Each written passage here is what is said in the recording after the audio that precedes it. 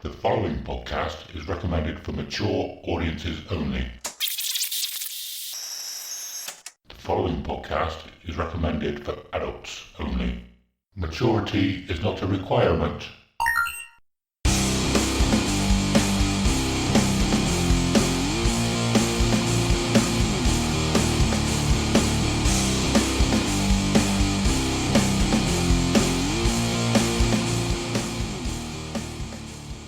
Hello and welcome to Dear Download, a podcast about Download Festival, music and the industry, and all other aspects related to rock and heavy metal.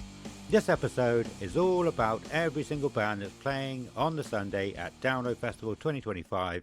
I am Adam, and as always, I am here with Simon. How are you doing, my man? Hello and good day to you, sir. How the devil are you? I am very well, thank you. Yeah, I'm doing good. I'm doing all right. How about you? Yeah, good. Yeah, hot, which I'm sure we'll get into. Yeah, I am a hottie. I know that, but yeah, it's we've had some very nice weather recently, haven't we? We have, yes, too nice. Some would say. I would definitely say. I would agree with you as well. Yeah, far too nice when we're coming up for what is it, 4 or 5 weeks now? Yeah, 5 weeks today. 5 weeks today. So 5 weeks today. So yeah. What worrying times? All good. I don't quite know how weather works, although I know how the weather always is at Download, but I'm still not sure how weather actually works. So I don't know if this is a good thing or a bad thing. I don't know. Yeah, I've been saying the same thing to people at work, like, and people. So most of you will probably know I'm a postman. I work outside. I'm used to working in the rain. I haven't got wet at work probably since October, not properly. So that's like a good 6 months of almost no rain. That's a long time. So in my mind, we're due for some. And like I said, this is what I'm saying to people. I know weather doesn't work like that. It's not here's the sun, here's the rain. But the longer we go without rain, I think the more likely we are to have it during Download. I agree. I think give it another week. Do this weekend, nice weather. And then just let it rain, baby. Let it rain for 2-3 weeks. Get that ground nice and sorted. Water my grass. And then a week before Download, nice and sunny, please. Keep going. And then I'll be happy. Yeah. Or potentially, I was going to say, for Slam Dunk. And we remember what Slam Dunk was like. I mean, what's that? 3.5 weeks away? 2.5, something like that. And we know what we know what Slam Dunk was like last year. They had to close the car parks because it was just too waterlogged. Yeah. So, although when I was there, the weather wasn't that bad. No, it was a few days beforehand. Yeah, it was just really nice. It was really cold in the evening. I remember being absolutely freezing. But Slam Dunks normally get the good weather. Yeah. Apart from the north, that I think it was 2023 when the south one was really nice and then it pissed down the next day for the north one. But yeah, obviously I've only been to 3, but all of those 3 have been quite nice weathers. So yeah. I know I've said a few times on here. So Kelly's birthday is at the end of May. And so I've noticed in like the 13 years we've been together, the last 2 weeks of May leading up to her birthday is usually a mini heat wave. But it's not usually that great before that. It's like we've got that heat wave early, and I think this is what happened last year, which is what makes me think the heavens are going to open up at some point in the next 2 or 3 weeks, almost exactly the same as last year. Well, I'll be praying to Lemmy and saying, "Come on, lad, help us out here. We need some good weather, please." Did you see that they put that? I think it was in Stoke. They've got that new Lemmy statue, so I'm sure a lot of people in the Discord and fans of Lemmy will do a pilgrimage to Stoke to go and see that. So okay, it looks sick as well. Like it really does look like him. It's a some of them really aren't good, but this one looks amazing. So I think once it's all in place and sorted, I think I might go on a little pilgrimage, a day out with Vicky, and go and see it and touch it if you can. I don't know how it's going to be displayed, but yeah. Yeah, nice. Touch a bit of Lemmy, man. Yeah. Looks really cool. Sorry, awesome. Sidetrack, but you just reminded me of that. No, that's fine. We've got a lot to talk about this episode. Before we do that, do you want to give your prediction on the weather then? What do you think it's going to be like? I think I've pretty much given mine. But right. give more.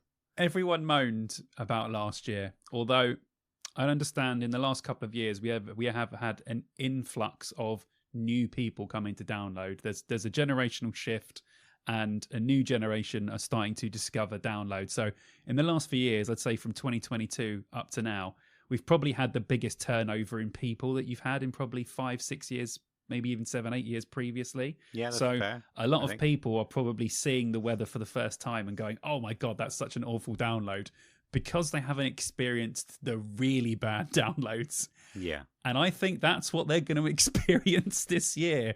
I am going for a full thunderstormed, absolutely torrentially bad download. I'm talking about we are going to be swimming between stages. That is, I hope I am disgustingly wrong, and you can all punch me when you see me at the download meetup, but I have a bad feeling about the weather this year.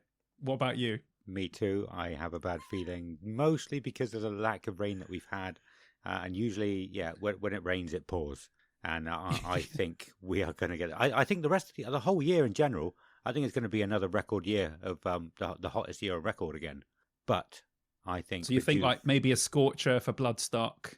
Maybe, yeah. End of the year, good point. Like proper, filthy, like 2022 Bloodstock was almost unbearable. Yeah. So maybe Bloodstock will be a good one, but I'm with you on that. And it's similar to 2018 when we had that 3-month heat wave that started the day after download. Yeah, I mean, it wasn't bad at download. The Sunday was hot, but the rest of the... It's really weird. I was talking to my mum about that the other day. I'm saying, remember in 2018 when all the grass was yellow for 3 months? That was so weird, wasn't it? It was so crazy. And I think that's going to happen.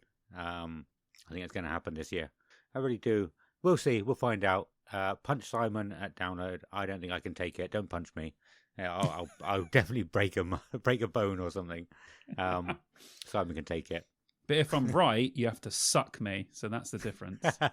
Okay. Punch me or suck me. That's how it's going to go down. Okay. Sounds good. What else we need to talk about really quickly? Because, like we said just before starting this, every band has a bio on the Sunday. Every band on the Sunday has a bio.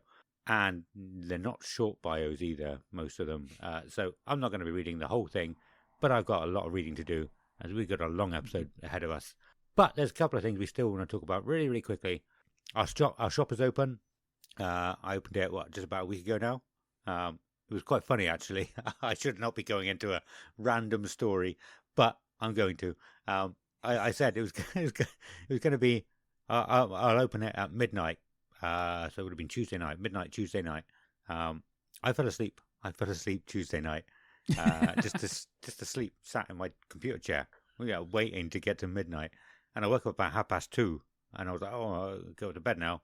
And just before I went up to bed, I was like, I need to open the shop. So I opened the shop at 2:30, and we had like 3 orders by the time when I woke up for work the next morning at like 6:30. So 3 orders between 2:30 and 6:30 was incredible. So thank you to those people. That is amazing. Yeah. Yeah. Early birds. And I'm sorry if you were waiting for midnight and I didn't do it because I fell asleep. Well, we still had orders in. So early birds or late people, whichever way you want to refer to them. Yeah.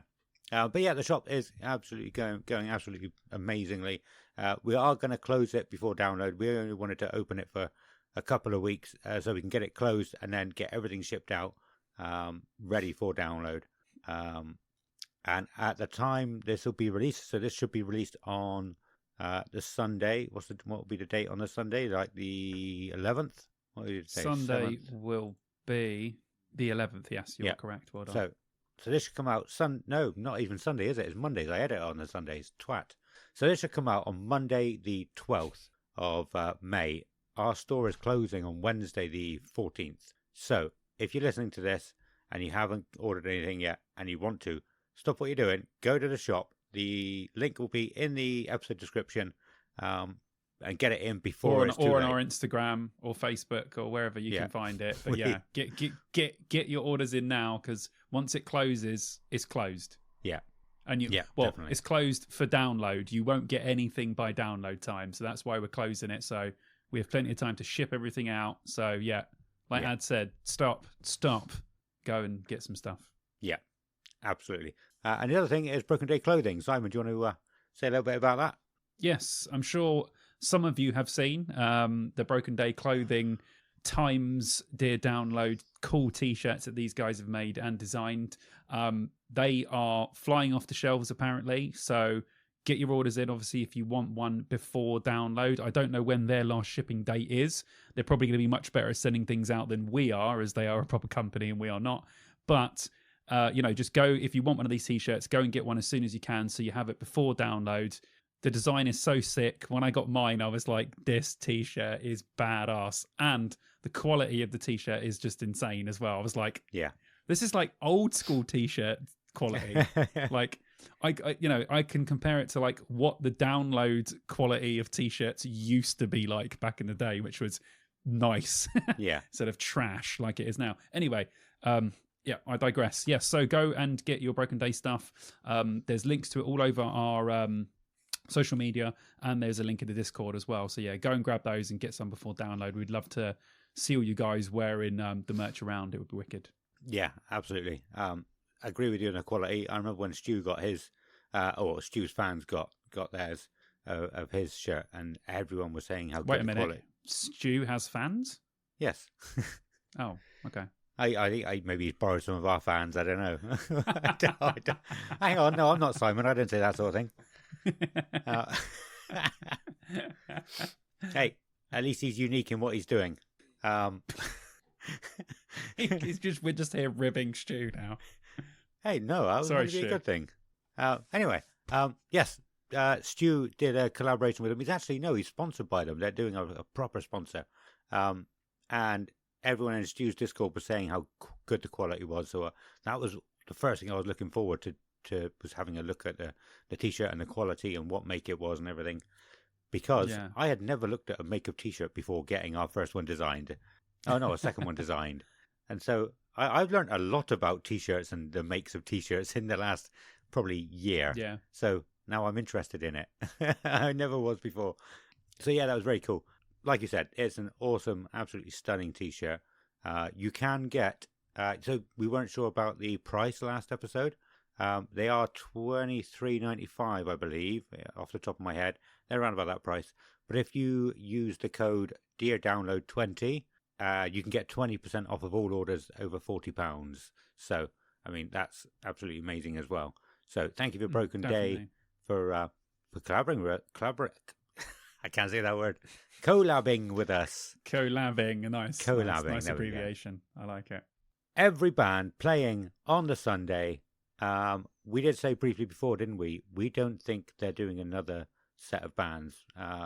Previous years when we've done this, because this is our fourth year of doing this, they added a few other bands after we had done these episodes, and we had to go back and add them in and talk about them. But we think they're done. So this should be every band playing at Download Festival 2025 on the Sunday. Just as an asterisk here, if it's your first time listening, Adam will be reading the bios of these bands. He did not write any of these bios. As it turns out, band bios contain a litany of errors, shall we say, being abbreviated words where commas or full stops are supposed to be. They don't exist. So he's going to try his best to read them and make them into some form of English that you can understand. Awesome. Thank you. And yes, so kicking it off. So, kicking straight away. I wasn't even reading that bit. So, kicking off the Dogtooth stage on the Sunday, Download 2025, is Neckbreaker with 3Ks even. 2Ks at the end. Doesn't matter. Formed in 2020 in Silkeborg, Denmark, Neckbreaker consists of Christopher I'm not very good with these names. They're irrelevant. I'm going to be skipping a lot of this kind of stuff.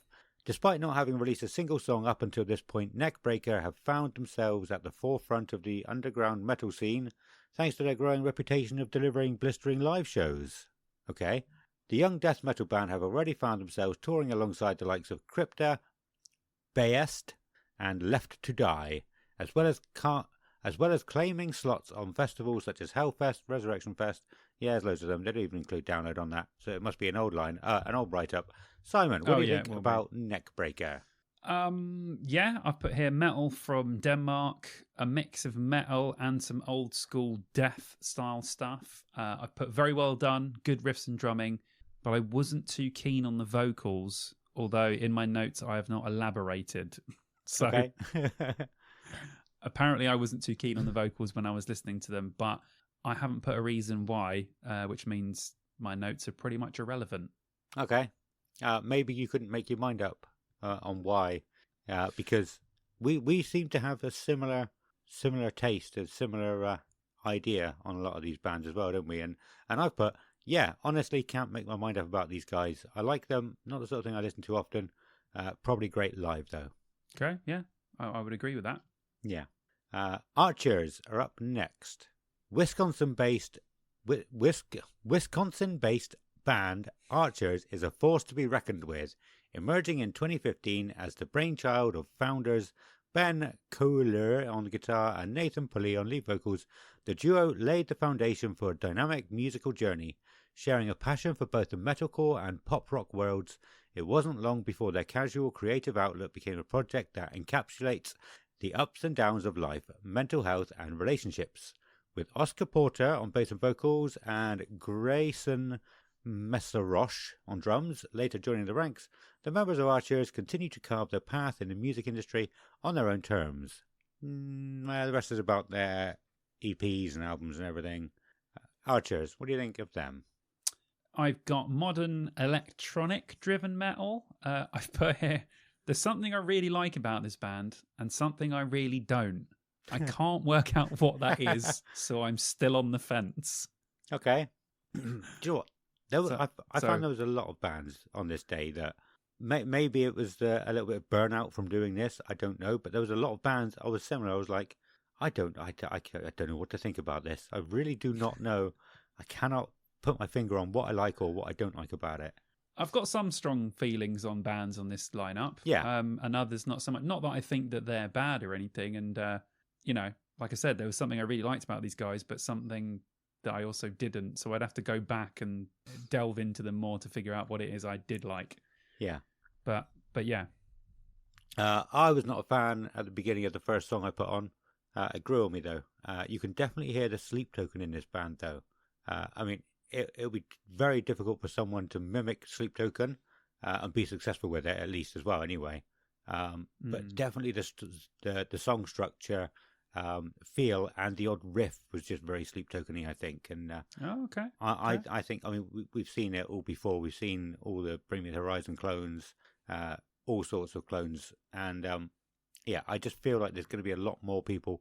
Like I said, they're not going to have the same sound, because that would just be, I think it'd just be ridiculous trying to have the same sound as Sleep Token because it's so unique.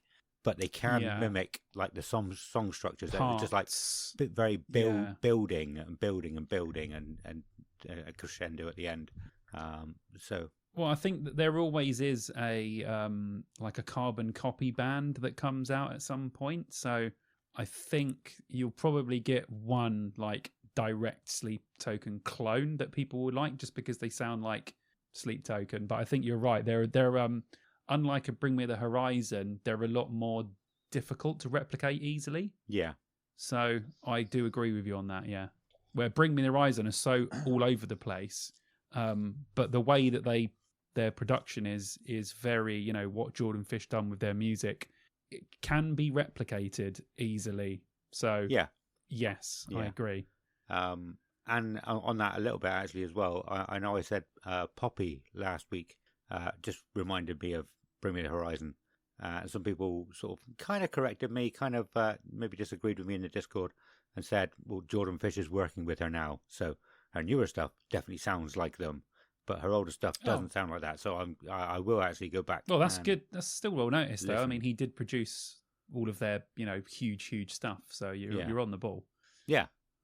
But they basically said go and listen to her old stuff.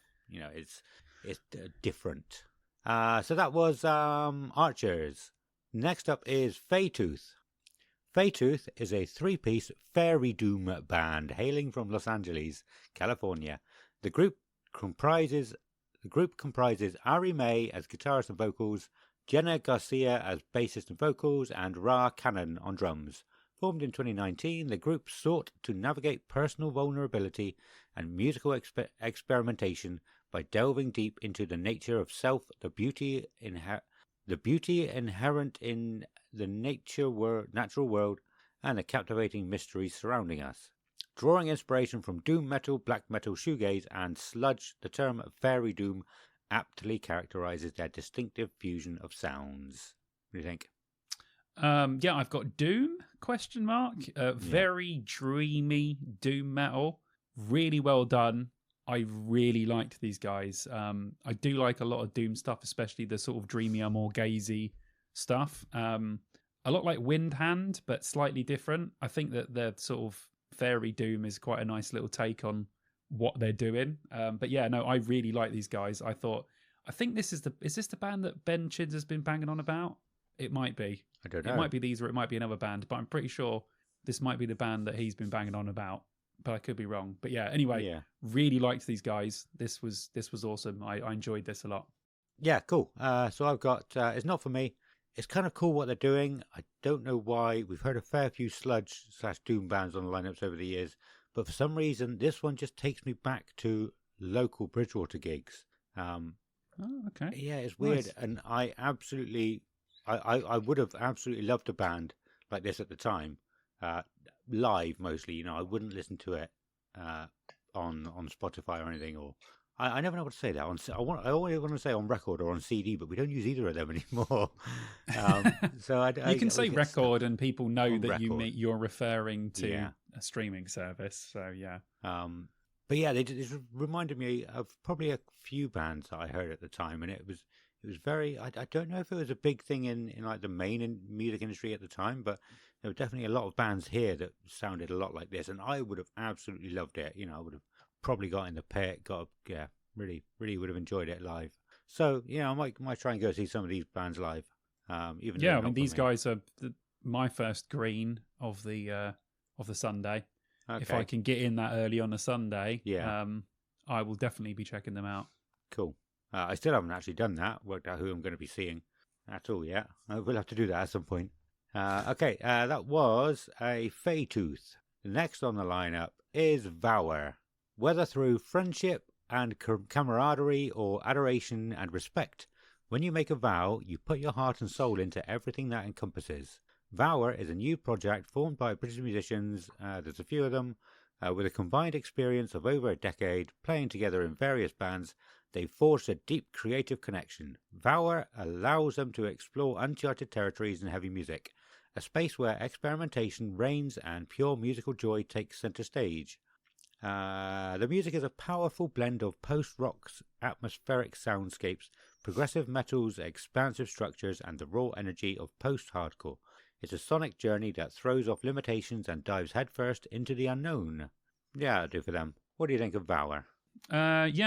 Weird that they've put those two genres, because that's why I put a combination of post-rock and modern progressive metal. Their slower parts remind me of a band I really like called Gold Key, which has the bassist from Sixth in it. Okay. They are amazing, but that's what the slower parts reminded me of. And I put here that I loved the vocals. The vocals sounded like the singer from Dillinger Escape Plan. I really liked the range in this band. Very good. I really did enjoy this. This would be a band that I would have to sink my teeth into more, I think, to understand. I didn't quite get enough of what I wanted from listening to a couple of tracks. Yeah. So nice. They're going to be a band that I go back to and delve into properly. Definitely.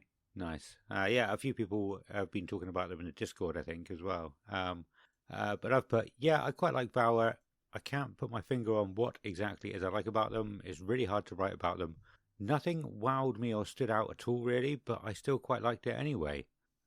That's all I put. I just could not figure it out. Just got a vibe that you might like. Yeah. And like I said, there's a few on this day. Could have been Burnout. Could have been just there's a lot of bands that I wasn't sure on. I want to listen to some more. Yeah. So that was a Vower. Survive, said the Prophet. Survive, said the Prophet, commonly known as Sabapuro. This international rock band consists of 5 talented, high musicianship, strong characters with Yosh a native English-Japanese bilingual with an overwhelming singing ability and charisma as their vocals. Their outstanding musically, their outstanding their outstanding musicality is based on the wide background, not limited to rock, but also pop, electro, hip-hop, and R&B that spreads their activities to various fields using its diversity as a weapon that doesn't fit in the frame of an existing scene and continues to evolve every day. That's about it for them. Yeah. Although, hang on. So, to talk about the vocalists, one of his side projects did one of the songs for Final Fantasy VII's remake on the PS4. Hollow, that was the song. So if you know that one, you might know these guys a little bit. So, yeah, what do you think of Survive, Said the Prophet? I've got here some sort of weird Japanese emo, ? A very strange mix of genres. Did not enjoy. No. Okay. I've put, I love this. Another 90s boy band meets metalcore band. I'm all for it. Okay. That's it. That's all I wrote. That was Survive, Said the Prophet. Vows are up next. Vows are an Australian music and multidisciplinary duo. Based in Los Angeles, they describe themselves as death pop, existential angst and longing, feeding on a diet of popular culture, cinema and advertising, nostalgia for something that never happened. Extensive touring has seen them on North American runs supporting White Lies, The Cult, Deftones and Gojira, as well as headlining tours in both North America and the UK/Europe. Their singular musical and aesthetic vision has always seen them become involved in the highest echelons of the fashion world, with performances and compositions for industry luminaries such as Comme des Garçons, maybe? All the fashion stuff is French, isn't it? So Comme des Garçons, Alex Givenchy, and Piredo. Piredo. By Redo. By Redo is the last one. That one's definitely not French. Interesting. French. There's a good French game that's just come out. Anyway, I'm not going to get caught up on that because I could talk for ages. What do you think about Vows? Vows. I have here alternative electronic, some goth, some dream pop elements. Really good, but I didn't love it. I liked it, but normally I love this kind of stuff. But there was something from stopping me loving it on my first listen. But I did like it. Yeah, cool. I've written, I get the whole death pop nostalgia for something that never happened part. It sounds and feels like something from the 80s, but it's taken sort of a few different musical styles in a slightly different direction than where they were in the 80s. It's not for me, not my bag really. And I don't know the 80s that well, so I don't know. I was never interested in the 80s music that much. But I just found it interesting how they've gone back, taken a sound, and then evolved it in a way that it was never evolved in the first place. If that makes sense. Yeah. Okay, that's cool. It was interesting. That was Vows. Next up is President. There's nothing written for them. I have nothing written for them because we can't listen to them until the 16th of May. Same music, so move on. Okay. It's fine. Couldn't care less.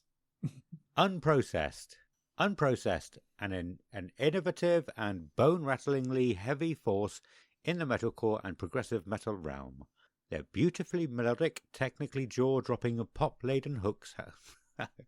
That's hard to read, you bastards.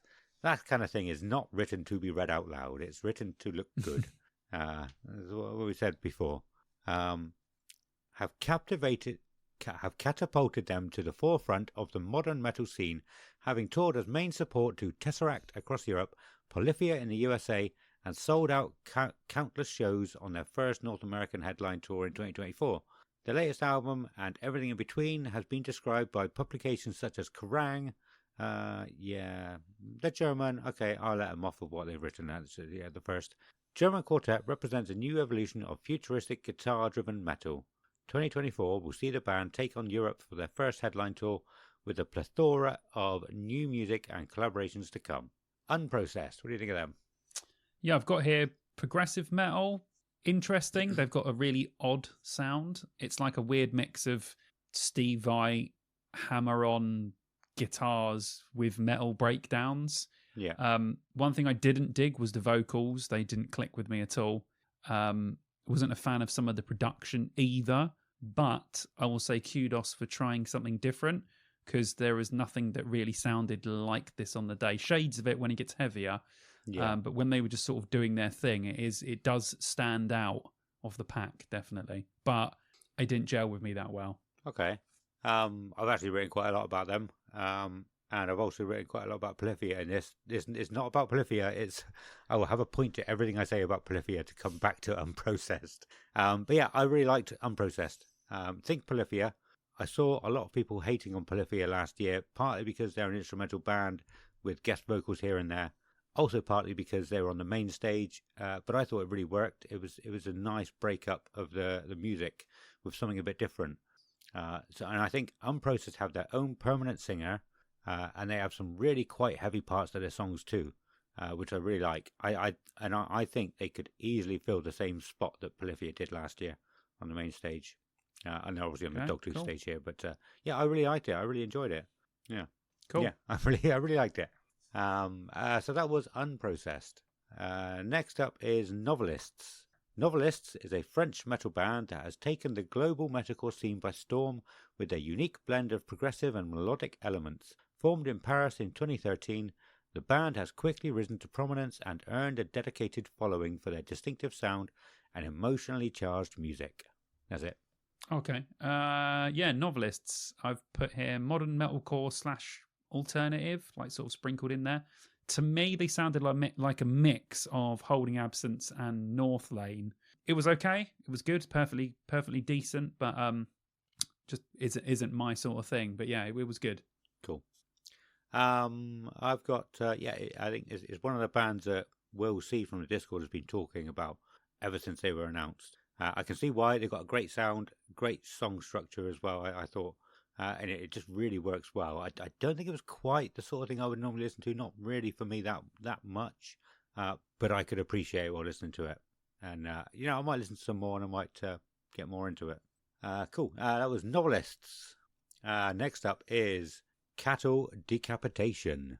Though many bands have tried, no one articulates the real apocalypse humanity is facing as vividly and succinctly as oh dear. As vividly and succinctly as Cattle Decapitation. With 2019's Death Atlas, they reached the apex of this, perhaps leading some to believe they had no place left to go beyond such an achievement. But now they return with Terracite, which is as bold a statement as they have ever made. As such, Terracite pushes their sound further into a more epic and varied territory, and in the hands of vocalist Travis Ryan, the governing concept takes a new and disturbing direction. I wanted to do 180. Okay, it's about an album that is already out, I believe. More about the album, which might not be too relevant to what we're going to talk about. But yeah, so Cattle Decapitation. What do you think? Yeah, extreme metal. A band that's I've heard of a lot, never been on my radar, never sort of come my way. As you know, I am partial to a lot of this kind of stuff. Thoroughly enjoyed what I heard. They're on my green band list, so hopefully I can fit them in on this day, and I will delve further into their back catalogue. But yeah, really enjoyed it. Really, really great band. So yeah, they're on my green list. Nice. I've written fast, heavy as shit, the kind of thing I love seeing live, but I wouldn't listen to them normal on my sort of day to day. Although I would say it was quite funny. A guy I work with was talking to me about them a while ago. I'd never heard of them at that point. Talking to me about them, and then he went on to say, "Oh yeah, no, I listened to them. I wasn't that keen." So I went on to another band called Worm Shepherd. Worm Shepherd. What the hell is that?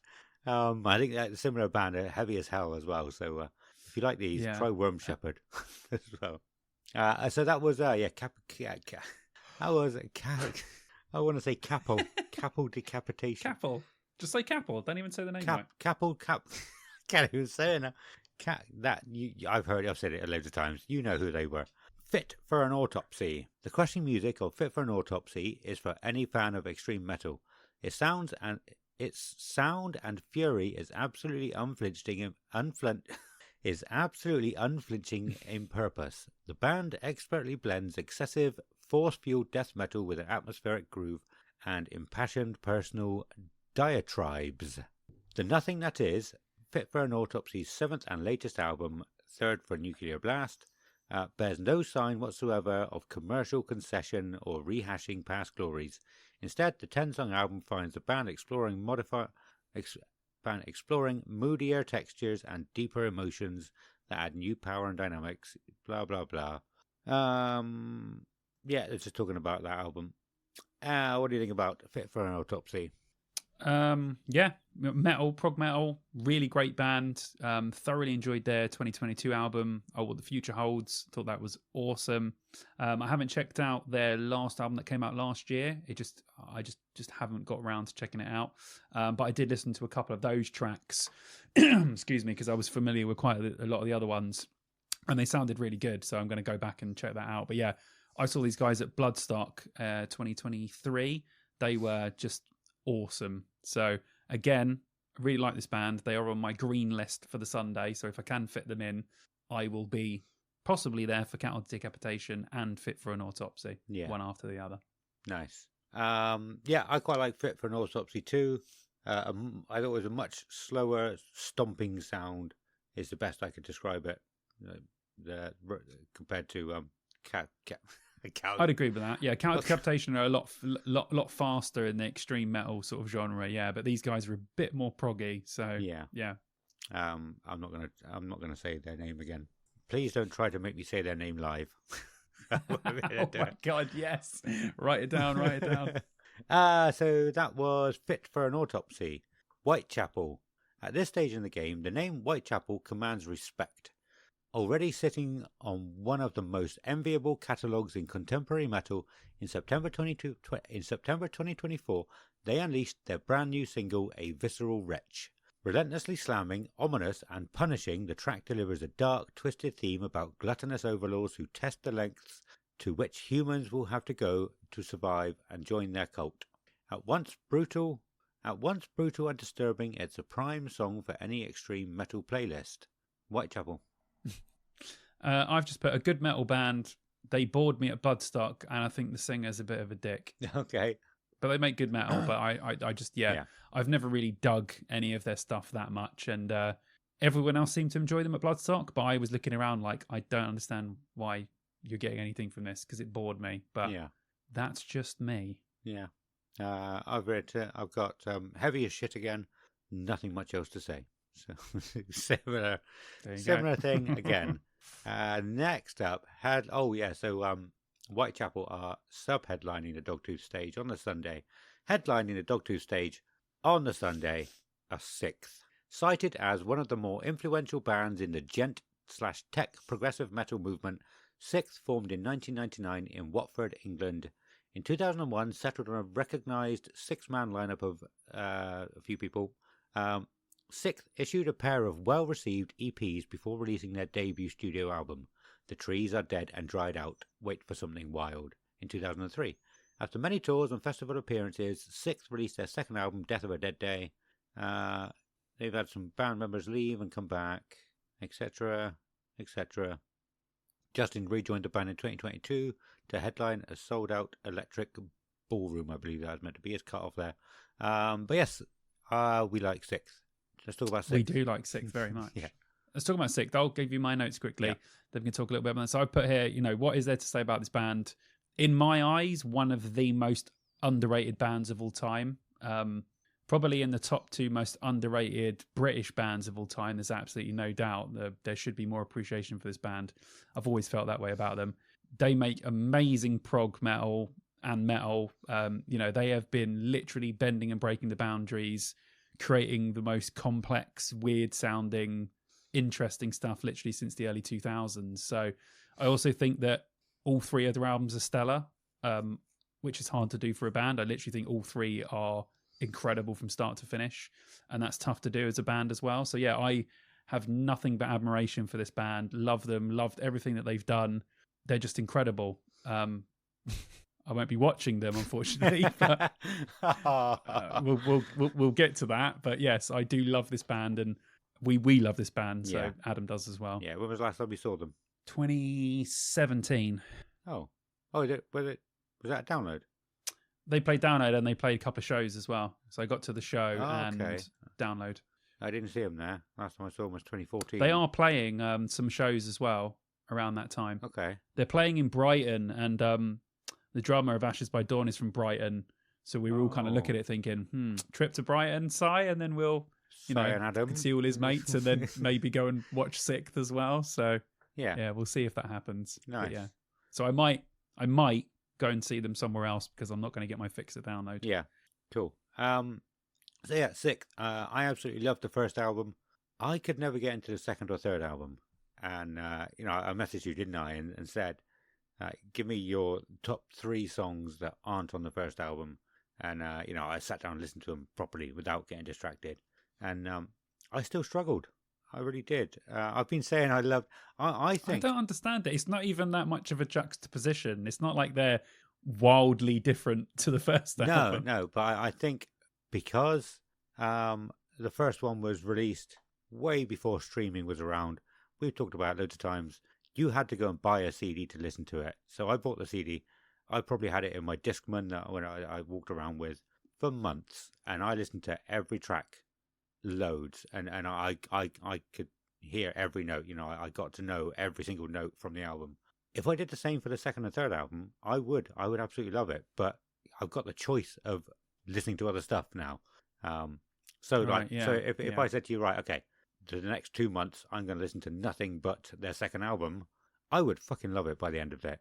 But on just a few listens, I'm not saying it's bad. I'm not saying I dislike it, but I don't love it as much as I love the first one. I think their third album's the best one. Yeah, without a shadow of a doubt, I would say.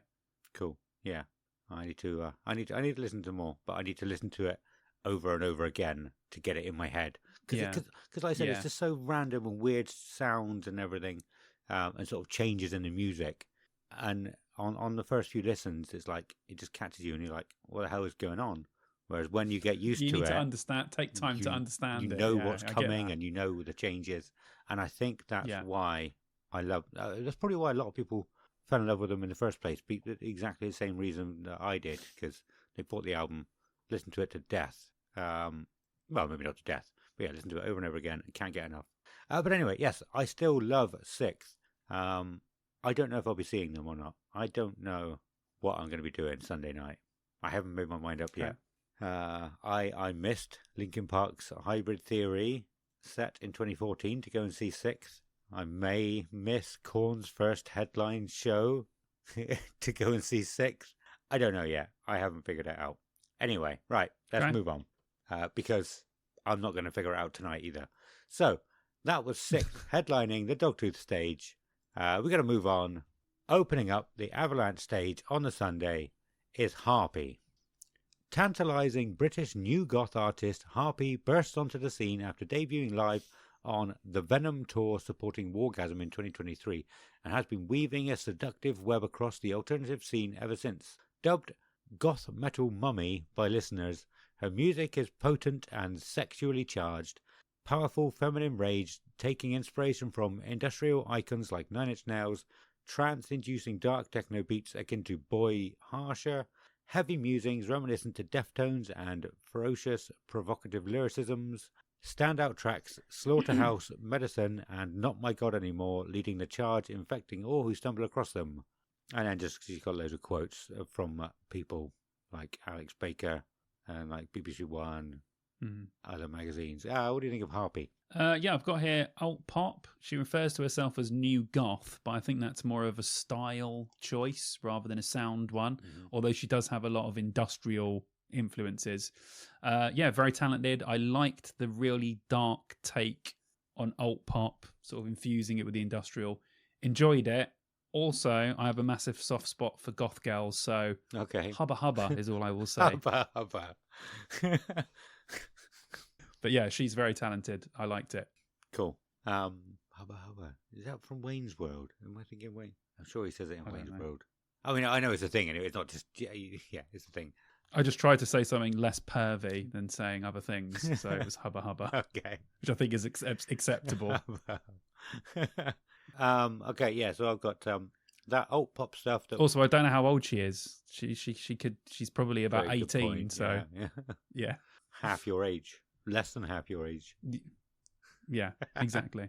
Well, isn't it that you half your age and then +5, and then that's the age that's perfect for you? I did not know that. I don't know. Yeah, Maybe it's just never a thing that guys talk about. But for a girl, you half your age, then you +5, and then that's the ultimate age for you. Well, that's not. So mine's 25. So not the sort of thing you want to do before you're 30. Put it that way.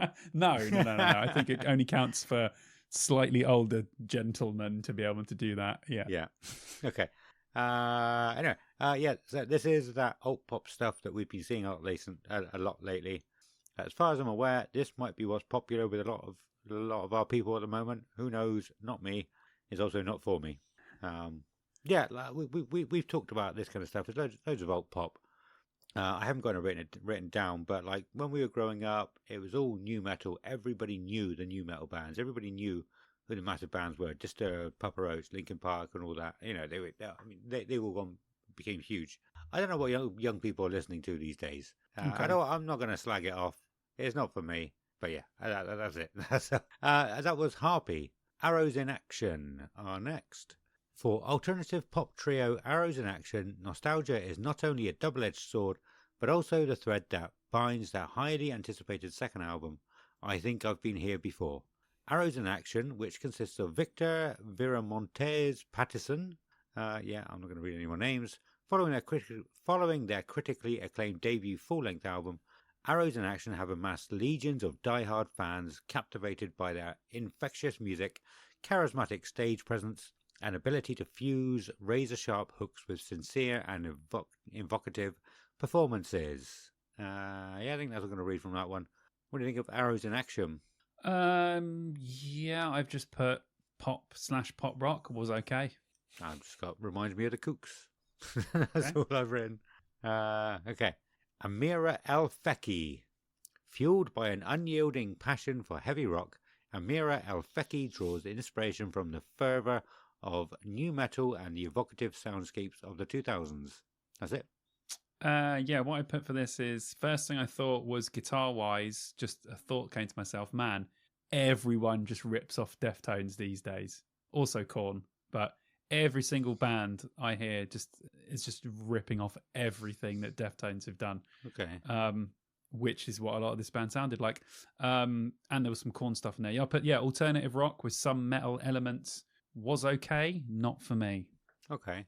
I've got they got some good songs. I've got alternative pop. Probably not too much difference between the two, alt pop and alt rock. But with a bit more swing between the two. So what I meant by that is there were some bits that sounded very, very poppy, but they had a few heavy bits as well. So alternative pop is just like probably staying in the middle a lot. But yeah, this was swinging between the two a lot more than most bands that we've heard that do this sort of thing. Does that make sense? Yes. Yeah, cool. Excellent. That was Amira El Feki, Spiritual Cramp. Citing sources from early dub influences, Clash, Blitz and the Modern Lovers, Spiritual Cramp exists in a strange vacuum somewhere between David Byrne's oversized suit and a bar fight between a bunch of drunk goons on Polk Street in SF. Hate for the police, the government, the status quo, and himself are reoccurring themes in Bingham's lyrics. The sounds borrowed from the past, echoes of late 70s, early 80s, working class rock and punk, which function on the upbeat, showcasing very bright guitars yet generating darker vocal rhythms and darker patterning. Yes. Spiritual Cramp. Yeah, I've got here new punk / indie. Really good. I liked the singer's voice a lot. Reminded me of another awesome band called The Erotic Secrets of Pompeii. Reminded me of them a lot. Also a little bit of the Hives in there as well. Those kind of sort of rhythms and that pumpingness of it. Yeah, really good. Really enjoyed it. I was bopping along, and it just so turned out that I left them on for a while, so I actually listened to quite a few tracks. But yeah, I was like, this is awesome. So I really liked it. Yeah, cool. Not my bag, man. I don't know why I've written man in my notes. Not my bag, man. But I was curious how they would sound live. So I stuck on a YouTube video and I didn't want to turn it off. It sounds really great live. And some bands can just pull you in with the energy that they have on stage. And they did that. Yes. And if I had more time, I probably would have watched more of the live show as well. I probably would have. I think it was like a half-hour video that I found. And I watched like 1.5 songs. And I wanted to keep it on. The same as you. Which is interesting that you watched a lot of them as well. We always seem to have a similar opinion. But we should also talk about that in a little bit more detail, because saying that, there are some bands that we really dislike, or, maybe we shouldn't say dislike, but are not for us. We say that for a lot of these bands, they're not for us. But we don't know what they're live, and we know a lot of them are probably booked on their live show and how they are live. So yes. Yeah, even if we don't like them or not that keen on them, then they could be completely different live as well. So yeah, I just want to add that in here. Yeah, bands have surprised me live, and bands I've just caught, that I haven't really been paying that much attention to, and I've been like, oh, okay, I like these guys. That could happen for any of them, but yeah, I mean, I've greened Spiritual Cramp because I think that they'll be really good live. So yeah, it definitely seemed it from the YouTube video, but I wasn't that keen on them before I watched their YouTube video as well. So and it was like, maybe you're a visual really man as good. well. You need those visuals. Yeah. Like I said, just their energy on stage and the singer's energy. It hooked you in, it drew you in, and it was quite good. That was Spiritual Cramp. House of Protection are up next. House of Protection, the new venture from Stephen Harrison and Eric Improto, serves as a sanctuary for those who surrender to impulse. Abandoning regard for tradition or form, they followed a feeling and unearthed a sound that sees them push their limits further than ever before, bridging the not so disparate. That's the word. I know what that's meant to be, but I can't get it in my head how to pronounce it for some reason. Worlds of hardcore, electronica, and punk. They forged a space for boundless creativity. I'm going to read this next bit as well, actually. Between their shared experience with Fever 333, Eric's ongoing work with experimental rock group Night Verses, and Steve's turn as guitarist for iconic post-hardcore band The Chariot, the pair are renowned in the world of heavy music for never being afraid of extremes. House of Protection is a continuation of that unabashed self-expression bottled into a snarling vessel of anger, uncertainty, joy, and creativity. What do you think of them? Put House of Protection, alt metal with some new metal influences. I've put pretty good. With a question mark? Yeah. Cool. It's pretty good. Nice. So yeah, I've written, there is a lot of blends between genres in their music. It clearly works well, but it's not to my taste. I've never really known much about Fever 333, but it does seem like they all know what they're doing in the music industry. They're all doing really well, and they've made other bands, and they've got far with other bands as well. And yeah, so they all know what they're doing in the music industry to sort of rise above a lot of the other bands, while creating music that isn't necessarily close to the norm as well. I didn't like the wording of that when I wrote it, but that was the best I could come up with. But yeah, they are doing different things, I think, yeah. Cool. So that was House of Protection. Next up is Dead Poet Society. Dead Poet Society is an American rock band formed while attending Berklee School of Music in Boston, Massachusetts in 2013. I'm going to talk about 2013 a bit later if I remember. The band was made up of Jack Underkoffler, a few people. The band has gone on to become headliners. The band has gone on to become headliners in their own right, selling out 1,000 plus venues and playing the main stages of the biggest festivals around the world. Dead Poet Society. Yeah, put here alt rock. Singer has an interesting voice. A few dashes of that 2000s post rock stuff. Good. Cool. Again, it's not my thing, but I found myself bopping along to it. If there isn't anyone else on that I want to watch, then I may go and see them. Oh, okay. Yeah. Turbanegro. Turbanegro is a Norwegian rock band formed in Oslo in 1988.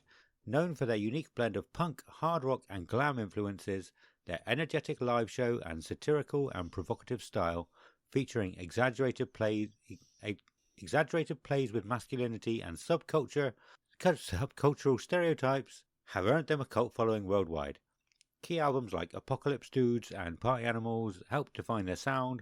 The band's dedicated fan community, Turbo Jugend, or Jugend, is known for their denim-clad solidarity.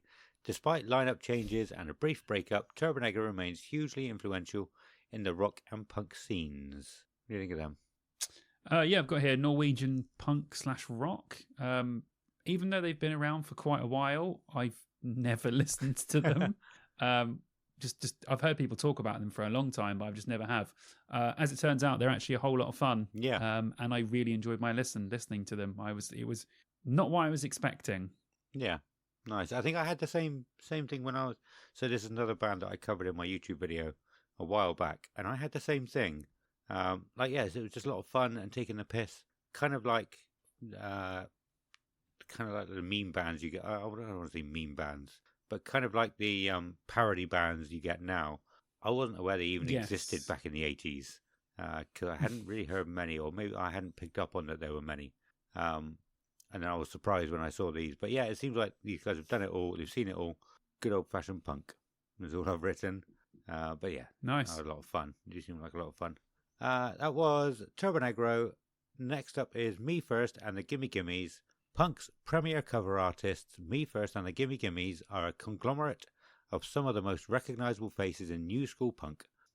Drawn together by a mutual love of 60s and 70s music, the Gimme Gimmes work exclusively as a cover band. Their repertoire includes songs from such acts as Neil Diamond, Billy Joel, and John Denver, with an ever-changing cast of characters. Singer Spike Slawson of the Swinging Utters originally formed the Gimme Gimmes in 1995, drawing on the talents of NoFX bassist Fat Mike, Lagwagon singer Joey Cape, No Use for a Name guitarist Chris Shiflett, aka Jackson, and Lagwagon drummer Dave Rawn. Never originally aiming to put out a record. I'll read the next bit, it might be a bit interesting. Never originally aiming to put out a record, the band made appearances on punk compilation albums through much of the year. In 1997, however, they began releasing singles named after the singer that they had covered. They produced Billy, Diamond, Bob, Denver, and Barry in this manner. A few other bits there. You get the picture. Me First and the Gimme Gimmes. What do you think of they? Sorry, my mouse just stopped working. Take the ball out and clean it. Yeah, old school. I wish. If only things were that easy these days. Me First, I've got punk rock covers. It was all right. It's fine. Could take it or leave it. Okay, cool. I quite liked them. I was certain these guys were the guys who did another song that's currently eluding me. I found out what it was in the end. I thought they were ones that did "You're Not the Boss of Me Now," which was the Malcolm in the Middle song, I believe. But that was "They Might Be Giants." Took me ages to figure that out. Okay. Nice. Because of the yes, no, maybe, I don't know bit at the beginning. I thought that was part of the chorus in my head for some reason. And I was like, right. What is that song? What is the chorus? So I was Googling that thinking it was a chorus. But anyway, yeah, great sounding band. I had no idea they were a covers band, but a kind of band that would have been all over loads of early 2000s teen movies. Definitely. Worth checking out if it's your thing. I had heard of them back at around the same time that I did hear about when things like All Star came out and They Might Be Giants, the Mighty Mighty Boss Tones. Back at that sort of time, was it Mighty Mighty Boss Tones? Something like that. But I don't know what song it was that I heard. I did not know they were a covers band. I should have. I don't know what song it or what song or songs it was that I'd heard from theirs at the time, which is weird. You usually put your finger on it and go, oh yeah, I know this song by them. It's all covers, so I don't know what it was.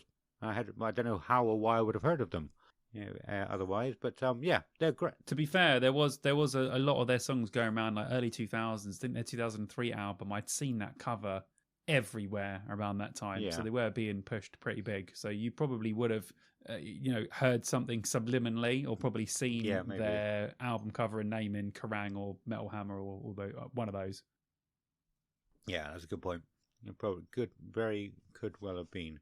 And these are the headliners, I believe. Yes, headlining the Avalanche stage on the Sunday is Kids in Glass Houses. A whole lot has changed since Kids in Glass Houses went on an indefinite hiatus in 2014.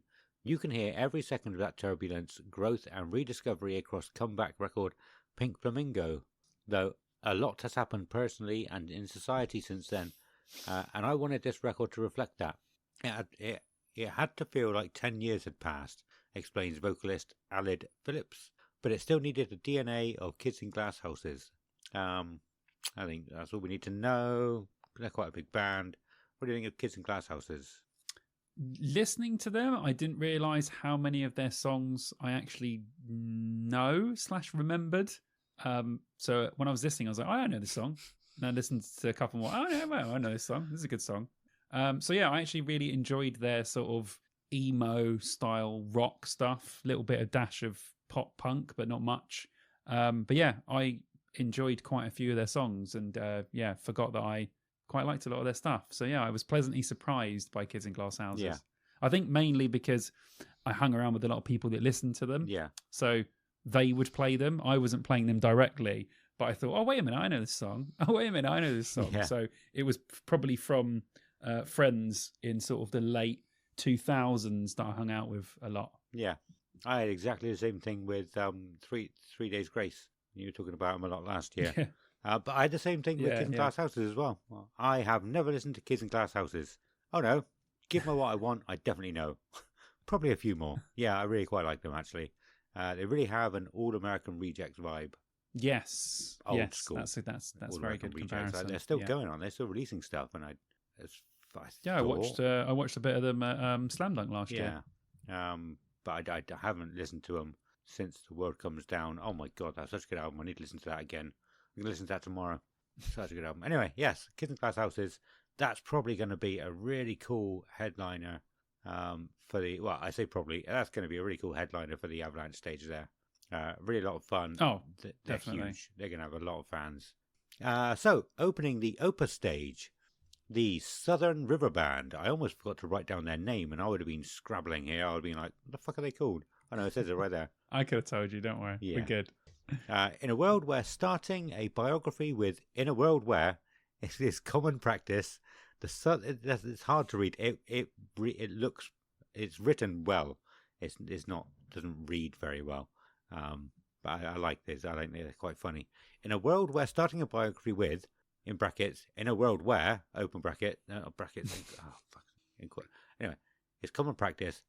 The Southern River Band are apparently no different. They say you're only as good as your last, and whoever they may be, they're dead right. The Southern River Band epitomize everything about the statement.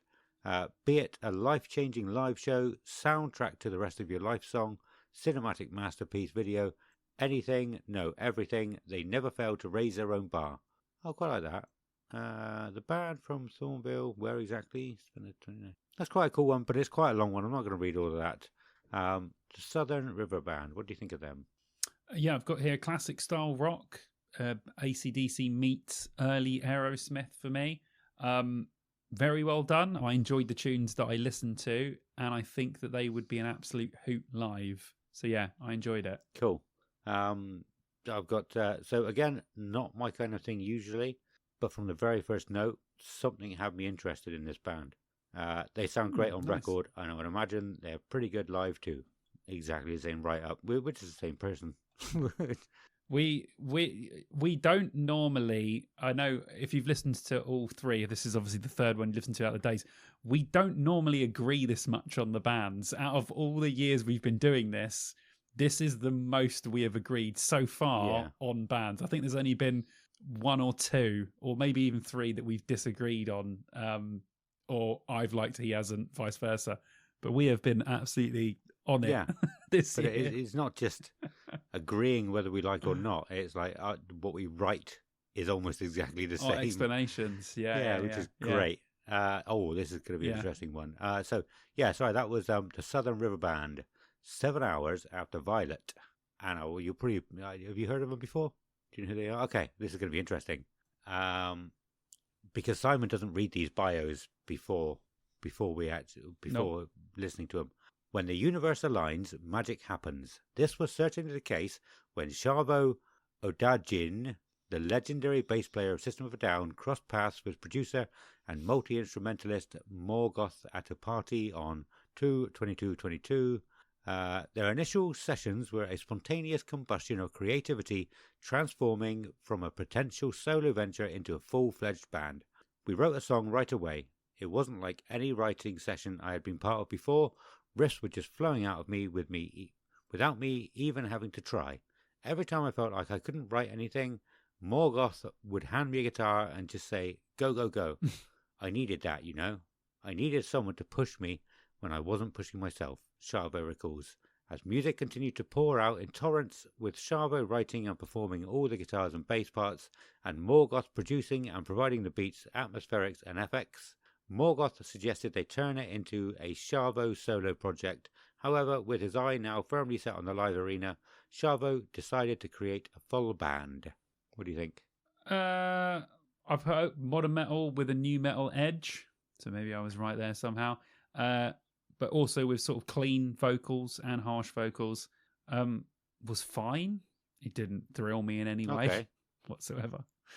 No, it didn't jump out. Didn't jump out for me as anything overly interesting, if I'm honest. Okay. I was curious if you would have made the System of a Down connection. No. Okay. Sounded nothing like System of a Down. It did. We just said about how much we agree with each other. I'm going to disagree with that. Yeah. A couple of songs that had a similar feel to System of a Down, but to be honest, when you've been playing a certain style of music for years and years, it's going to get into your system a little bit, I think, and so I think it's okay to sound a little bit like System of a Down. It was good, fast-paced metal. I can imagine hardcore System of a Down fans wouldn't be too keen on it, but for those who are looking for music that scratches the same itch, this is great. I quite like it. Some bits were much, much heavier than System of a Down, I thought. But some of the way heavier. Yeah, but some of the like the rhythm of like the guitars and I want to say it's either staccato or syncopation. Syncopation is off the beat, isn't it? Yeah. Okay. Yeah. Syncopation. Yeah. Get you. That sort of thing is what I felt sounded like System of a Down. Just a few little bits you could tell. Maybe we listen to completely different songs though. Who knows? Because possibly that's that does happen sometimes. Yeah, it does happen. Yeah. So there might be only a couple that sound like them, which is the couple that I sound like, or there might only be a couple that don't sound like them, which is the one Simon listened to. Who knows? We've said that a few times on here. But take what we've said into consideration and go and listen to them and judge for yourself. But I really quite like them. That was 7 hours after Violet. Nothing more. Nothing More combines the cerebral and sublime. The music, Johnny Hawkins, Mark names. Their foundation is heady and heavy, filled with creative nuance even, that rewards repeated listens, while the catchy hooks always soar, intertwined in a delicious dance between accessibility and experimentation. They've already earned 3 Grammy nominations and 2 gold plaques. Okay, yep, whatever. Well done, you guys. All the stuff they've done some stuff. Nothing more. I have post-rock / alternative band. Reminded me of a band called Arcane Roots, especially vocally, but they were obviously different musically. Is this the band where the singer absolutely loves himself? I don't know. He has his shirt off and he has all these contraptions on stage that he flops around with. Could be. I have no idea. It could be that one. Anyway, they're fine. Yeah, surprised me. Okay, is it going to be another one that we don't? We're pulling them out of the bag now. Yeah, just after we said we don't agree. No, I've got great band. If you like Motionless in White or Ice Nine Kills, then you would like these guys. Simon will not like it. I've written in my notes. Did you write that? I've written in my notes. Simon will not like it. And you would be correct. Yeah. You know me all too well, brother. Yeah. Cool. Yeah, there was nothing more. I do quite like them. I know Kelly absolutely loves them. They're good. They are easygoing. I don't think there's anything too. No, I'm going off script again. Don't go off script. Great band. Next up is The Ghost Inside, and this was an interesting one for me, to be honest. Captivating bangers like Engine 45, Avalanche, Aftermath, Wash It Away, and Pressure Point are anthems for Outcasts since its formation in El Segundo, California. The Ghost Inside has inspired international audiences with passion and determination. Tremendous obstacles never dampened their energy. The Ghost Inside is stronger than ever. The lesson isn't only about strength through adversity. In recent years, vocalist Jonathan Vigil, band names, everyone's got them, band members, learned an esoteric truth about tranquility. As the axiom says, it's the journey, not the destination. A theme throughout the band's dynamic sixth album, Searching for Solace. I'll read the next little bit. It's only short. The Ghost Inside merges the new wave of Americans' metalcore's proficiency with punk's urgency, building a bridge between more aggressive sound and thoughtful messaging. Melody is another constant, explored to dizzying new heights in Searching for Solace. There we go. I'm going to stop reading there. Jesus. What do you think of Engine 45? I love the song. The Ghost Inside. Ghost Inside, I've got here modern metalcore with a dash of American radio rock. Was okay. Yeah. Did you listen to Engine 45? I don't remember. Listen to Engine 45, although it was from 2012. I didn't realise it was from 2012. So, I absolutely love Engine 45. That's all I'd heard for a long time. So The Ghost Inside, I want to say they sub-headlined the Avalanche stage in 2022. They did, yeah. I remember everyone going mental about how good it was. Yeah. And we saw Brad just outside, actually. It was really cool. We hadn't met many people that listened to us at the time. So Brad was chatting to us and he was like, gotta go. And the Ghost Inside are on. But yeah, so anyway, that's all I'd heard for a long time. And if you'd asked me, I would have said they were closer to hardcore. But listening to more of their stuff, they are way more metalcore than hardcore. And again, the new type that Simon hates, the new metalcore. So yeah, like I said, I didn't realize Engine 45 was on an album from 2012. So I listened to a few more, and so yeah, Engine 45 was hardcore, or sounded more hardcore to me. Wash It Away was like metalcore, and Death Grip is another one I listened to. It sounded a bit more like hardcore, but like they sound nothing like what I thought they would from listening to the one song for years. Like it's weird, and I don't. Yeah, bands change over such a big period of time these days, don't they? They don't really stay the same like bands used to before. Bands seem to move along quicker. Yeah. So if you don't listen to a band for 10 years, you could come back to a very different band to the one that you left. That's true, but the last two that I just said about, they did sound very drastically different to each other. And they were from the same album, from the latest album, I believe. Oh, okay. Oh, yeah, there you go. I would love to listen to the album at some point, though. I feel like having that much of a swing in song style would be off-putting. I don't think you can have that big a swing of like genres, I guess, on one album. Maybe you can, maybe it works. I don't know. I need to listen to some more. I'd love to hear what other people think of them and how close to sort of, not being right I am, but how close to maybe I'm completely wrong. But yeah, it just, I was like, this isn't the band I thought they were. I thought they were heavy as hell, shouty, like hardcore stuff, and they're not. It is weird how you in your head you depict a band and you think this is the way. I mean, this has happened quite a bit to us on these listens over the 3 days. There's been bands that have been like, this is not what I totally didn't think that they were. Yeah. So it's quite enlightening in that way that we're pigeonholing these bands and they sound nothing like we think they do. Yeah, you can't listen to everything. No, I that's guess. true. So yeah. But yeah, so like I said, I like them. I probably would watch them. I want to listen to some more stuff. That was The Ghost Inside. Municipal Waste are next. From choosing a name that makes them sound like some sort of urban public works department to their music itself, Richmond, Virginia's Municipal Waste openly bow down to the memory of 80s thrash metal and crossover decades after, and a few hundred miles away from the original movement's heyday in New York City. Emerging in 2001 with an eponymous EP, the group's 2003 debut long player, Waste 'Em All, helped pave the way for a crossover resurgence in the early 2000s. There's nothing else too interesting there. What do you think of Municipal Waste? Municipal Waste. I've got here thrash played old school with like gang vocals. And then I put, do you remember 2007/8 when almost every single person at Download had on a Municipal Waste I've t-shirt? seen them a lot. Yeah. Yeah, their t-shirts were fucking everywhere for a few years. It was I was just like, what the fuck? This band, what the hell?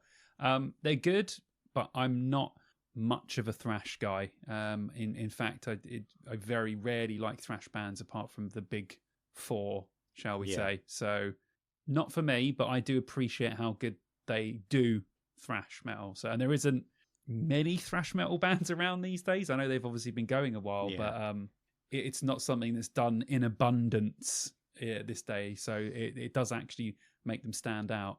Yeah, cool. Yeah, I agree with you. I've seen them a hell of a lot. I'd never listened to them until the last sort of 2 or 3 years. Seen their t-shirts all over the place. I've never actually known anybody who is a fan of them or has talked about them. So it must just be the NPCs that are wearing the shirts. It must be like you could probably get it in stock if you buy it from the shop or something and put it in. Anyway, yeah, I remember really liking these last time we listened to them a couple of years back. I absolutely love Anthrax, and this is pretty much more of that thrash punk, which I like. Which is crazy. Like listening to Anthrax before, it was you that said it's thrash punk, and I listened to it again. I was like, okay, I can hear the thrash, I can hear the punk as well, and I'd been hearing it the whole time, but just never put two and two together. I never figured it out properly, and now I know that it's a thing. I can hear it all the time, and I love this. I really enjoy it. Yeah, that's cool. I like that. Awesome. Okay, that was Municipal Waste. Alien Ant Farm are next on the lineup. I don't really need to read this, but I will a little bit. See what they got to say. Southern California's Alien Ant Farm employ a freewheeling blend of new metal, post-grunge, and punk pop. What? That's the wrong way round. That landed them mainstream success with their quirky, souped-up rendition of Michael Jackson's "Smooth Criminal." Topped the Billboard Alternative Songs charts in 2001. The band continued to maintain a steady radio presence throughout the aughts, the noughties, and delivering a string of efforts like Anthology, Truant, and Up in the Attic that owed more to alt metal outliers than the work of many of their peers did. Side projects, personal issues, and major label chicanery, is that a word? Prompted a long studio hiatus that ended with 2015's Always and Forever. Fans endured another long wait before the group served up their 6th long player. I don't like when people say long player. It's an album, right? We've had that a few times this time, and over the years. Anyway, 2024's Mantras. I don't read anymore. What do you think of Alien Ant Farm? Yeah, for some reason they're not playing this festival according to my notes. What? Because they're just fucking not in there. Yeah, I like a lot of Alien Ant Farm stuff. Obviously, I love Anthology, that first album. There was a few good things on the second album. And I remember hearing that the last album was really good, but it's been one of those things there's so much stuff that I need to listen to and check out. I haven't had a chance to go and check out. I saw them at Download in I want to say they were like second on the main stage in 2016, I think, before it rained. Yeah. And that was good. But yeah, they're a good band.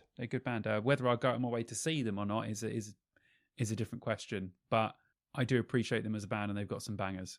Yeah, cool. I've never, ever seen Alien Ant Farm live. I know they've played Download a few times.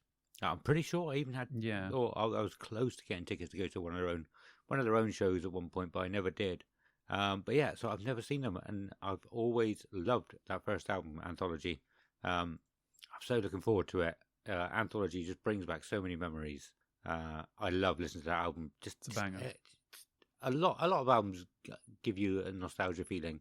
That one gives me a lot of really nice, happy nostalgia feelings. Oh, that's good. But I really like I really hope they play Glow as well. That was from the second album. That was one of the good ones from Glow and These Days were absolutely incredible songs from that album. Oh, that's a great song as well. Exactly the same as you, though. The first album was great. Second album, pick and choose, not very many. Third album, I think I actually bought Up in the Attic, and I listened to it once or twice, and nothing ever gripped me from it. I think it was very good. I tried listening to the latest album as well from 2024, and I wasn't that keen on that one either. Maybe I'll give it another go, though. I remember at the time last year everyone saying it was really good, and I listened to one of the singles and I was like, oh, actually that's quite good, actually I like that, but then I just never had a chance to go back and listen to the rest of it. So cool. But yeah, like I said, I've always loved them. I owned the album already when Smooth Criminal came out, so I was a hipster back then. I was like, yeah, I'm into this band, into them before they got big. So for people who don't know, they actually released movies first. I know I've said it once or twice on here. You might have already known about it. So they released movies first with a different video. Then they released Smooth Criminal. Yeah, I remember that. They blew up massively.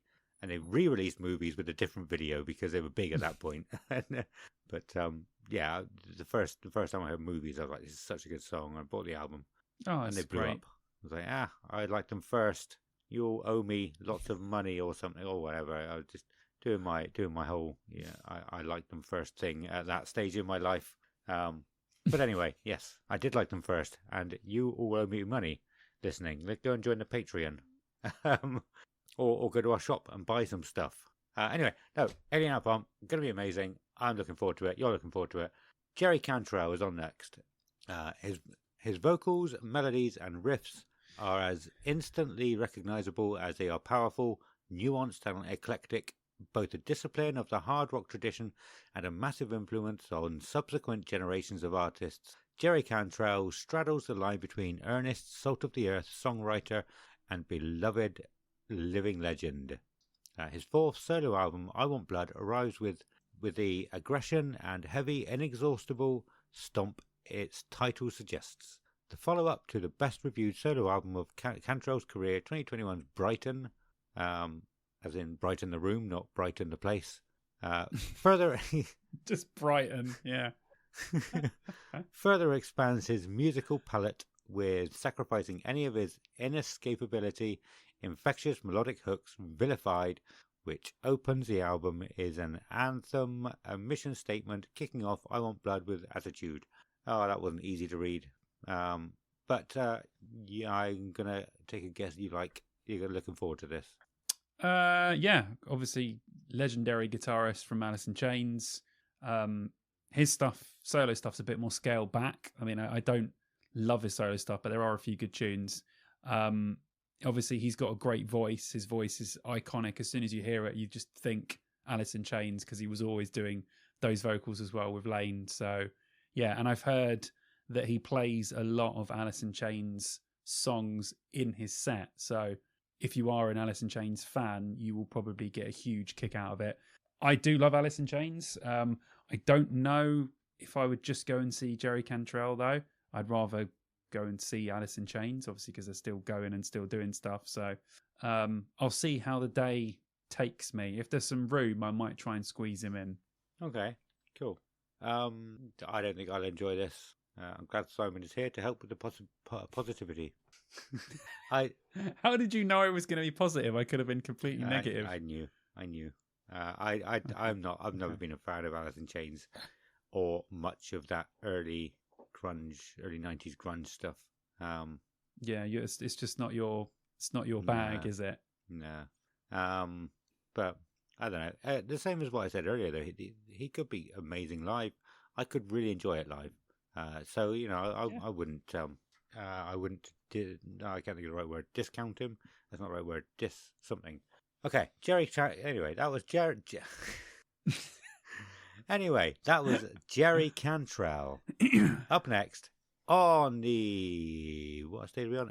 Opus stage is Airborne. For their 5th studio album, Bone Shaker, all action Aussie rockers, Airborne decided to take the bolder path to align with arguably Nashville's #1 producer Dave Cobb, whose credits include both Chris Stapleton's and the Star is Born soundtrack as a way of staking out a new turf, not just for themselves, but for the hard rock genre per se. Relocating to historic Studio A on Nashville's Music Row, Cobb's natural home, and one of Music City's most prized creative hubs, the four musicians set themselves a challenge to make a record cut from the same frayed cloth as those classic late 70s recordings. Okay. Maybe that's interesting to a lot of people, but that's just a story of what they're doing. The sort of thing you'd see on a TV documentary about them. This is not a TV documentary about them. This is a podcast about Download Festival. What do you think about Airborne? I've got 4 letters to say to you, and can you guess what they are? Akduk. Akduk. That is literally all I have to say about this band. Yep. Let's move on. Do you know what? I knew they were an Akduk sounding band, but when I put them on Spotify, I listened to them for this. I didn't think they sounded as much like them as I originally thought, or how as much as I was expecting. Again, could have been the song choice. Oh, okay. But I was like, yeah, do you know what? This is not as close as I thought it would be. Okay. But yeah, it's not my thing. Similar to what I said about Darkness recently, I can appreciate it a bit more now. Probably amazing live as well. Yeah, you're not a hater. You're not a hater or anything. You're just it's got more of a vibe than you thought it did. Yeah. Cool. Yeah.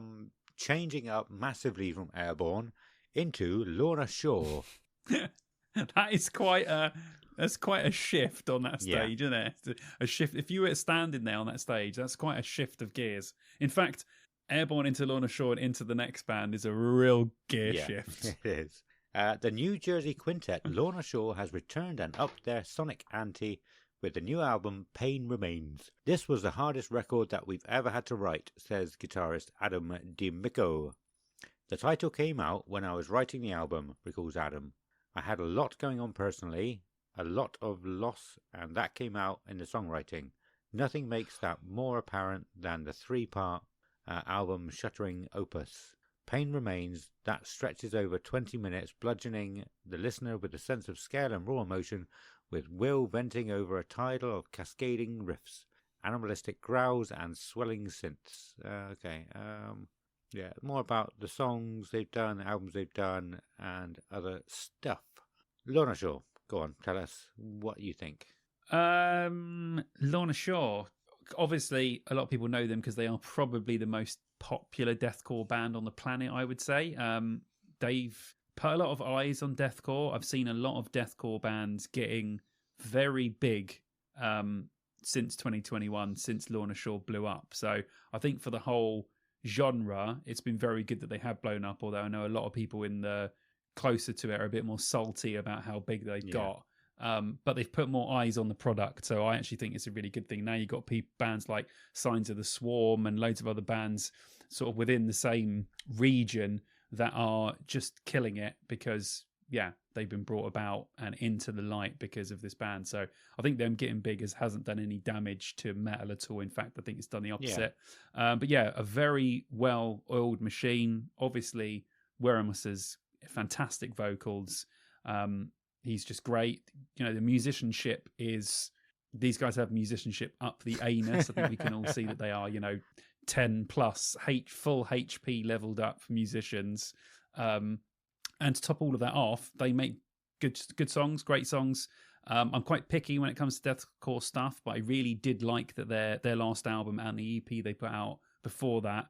Live, absolutely brilliant. Seeing them at Bloodstock, they were great. At 2023 at Download, they were immense. I think we all remember, the insanely big swells of dust that were coming from the pits. Just a great band, great watch. They are greened for me. I have a feeling it might clash with something that I really want to watch on the main stage, so it might be a bit of a bummer. But I will try my hardest to see them because I will enjoy every single second of it. Cool. I get what you mean about a lot of people have been a bit sort of bummed out about how big they've got, how quickly. I've been like that with a few things. When you're so close to something, you can have a sort of I want to say kind of immature moment and go, I don't like this. They've got too big. They're putting too many eyes on my thing. I'm sure I felt a little bit like that with Sleep Token, if I'm honest. Being a fan from the early days, I was a bit like, oh, kind of feel like this is being taken away from me now and put into a world of cringe. Yeah. That has happened, obviously, but I've sort of said to myself, come on, mate, get over yourself. You're not in the band. Do you know what I mean? And then I've got over myself and I love them again. Yeah. So yeah. Yeah, cool. And it is easily, it could easily happen. Yes. Yeah. Like I said, when you feel like you've discovered something and it's your thing and it means so much to you, I try not to do it now because, like I said, it feels like it's the kind of thing a teenager would do, but it's easy for us to fall into that pit still, I think. It's definitely something a teenager. I was invoking my teenage self while I was thinking those things. So yeah, I get it. But so what I've actually written about them is not much more to say. They are Lorna Shore. If I decide to see these guys, I think I'll try to get fairly close to be able to watch as well, but of course avoid the pits at the same time because I'm a fragile. I was going to say, you're going to get fucking shit kicked out of you, aren't you? You made me think though, when you said about the dust tornadoes, if it rains this year, are we going to end up with mud tornadoes? Is it going to be mud people tornado inside this mud tornado, kind of like Dolphinado? Just pit. Well, what can we call it? Pit something. I don't know. We'll come up with a cool word. And we'll pay somebody to draw a really good drawing of it, and then we'll put the cool word we decide on there, and then put our logo on it so people can't steal it, or they do steal it, and then we go viral for coming up with a cool word for something that's cool with like Pitter's legs coming out of this mud pit and Lorna. And what the fuck am I talking about? It's late. I don't know where I was going with that. Anyway, yes, okay. I remember who's playing after now. This is weird. Lorna Shore. That was. This is Steel Panther up next. The greatest heavy metal band in the history of the world. That's right, we said it. If you're just discovering us or coming back for more, spelt the way a teenager would spell it, coming. We're fucking happy you're here reading this. Spelt you're wrong as well. Happy you're here reading this shit right now. Rock On by Steel Panther. Go on. Steel Panther, I've got an unfunny joke band that plays 80s style metal. Cool. I disagree with you. They are funny. They are good. They're a good band. They're funny. I didn't say they were a bad band. Yeah, no. I was adding that bit in to slag you off a bit more. They were unfunny. They were funny. They have been funny. A lot of their songs were funny. But they're past it now. We're not past it. They've got so many people I've heard. So I've completely gone off script. I'll read it. Again, not much more to be said. Yes, they're good. Yes, they've had good songs. And they're a lot of fun live. But I've heard so many people saying the same thing recently. It's a bit stale. How long are they going to be able to hold on to what they've got? I don't know. Very stale. It's an interesting take, I guess. Yeah. I'm pretty sure I just said the same thing as you. Okay. Yeah. I don't know. It's I've known lots of people who were head over heels in love with this band, but I think a lot of them have just sort of fallen out of love, or just got a bit bored, got a bit fed up, and gone. Yeah, I think the main thing for me is their last album was such a massive flop. I'm surprised they're headlining a stage, if I'm honest. Yeah. But we could be completely wrong. Maybe they'll pull a big crowd still. Who knows? They probably will, but I'm just saying, I think that, yeah. Yeah, cool. Okay, so that was headlining the Apex stage, the Opus stage. So, opening the Apex stage on the Sunday is Orbit Culture. Orbit Culture burst out of the underground scene with the release of 2020's Ninja album, which garnered worldwide critical acclaim from critics and metal fans alike. Their latest release, Shaman, sees them further expand upon the dynamic sound, developing a propulsive blend of metallic brilliance. While rooted in the classic Swedish metal genre paved by greats such as At the Gates, In Flames and Meshuggah, they creatively expand upon it to create a more evolved, modernized sound that is simply undeniable. Shaman delivers on all fronts and showcases the band's seamless efforts to effectively blend aggression, melody, and technicality. I ain't going to read anymore. Orbit Culture, what do you think of them? I've got here, I thought these guys were some kind of Enter Shikari clone band for some reason. but apparently they're a very good Swedish metal band. But I don't know why. I thought in my head Orbit Culture, and I thought that they were some electronic Enter Shikari-esque band. So I was way off with what I thought they were. But yeah, I enjoyed this muchly. You know, I'd like to say I'd be getting in early enough on a Sunday to see them, but that would probably be a lie. So if they were on later, I would watch them because I really dug their sort of real fucking evil poundy sound. So I'm going to check more of them out, but I probably won't be in that early to see them if I'm being 100% honest. Cool. So I actually caught them in the Dogtooth stage in 2022, I want to say. I really like Orbit Culture. I honestly can't put my finger on what it is about them that I like, because there've been a lot of similar bands on the lineup that I wasn't really keen on, but I just absolutely loved their sound. Something about it I really liked. And like I said, I really liked them before. Back in 2022, there was a run of 3 bands that were really, really good on the Dogtooth stage, and Orbit Culture was one of them, and I absolutely loved it. But the same as you, I doubt I will be in any state to go into the arena on Sunday morning. Yeah, well, we'll see, but yeah. I mean, I can feel this year, no matter what the weather's like, I don't think I've needed a download more since 2007. Okay. So yeah, I've never needed a download this much for a long, long time. So I can feel myself being quite sore on Sunday, shall we say? Yeah. For me, it's because we'll have to leave on Sunday night to get the kids to school on Monday morning. So even if we're up really early, we'll still have to be packing our tent away and putting it in the car, which is not going to be fun. So, what they open at like midday, I can't see us doing all of that before midday.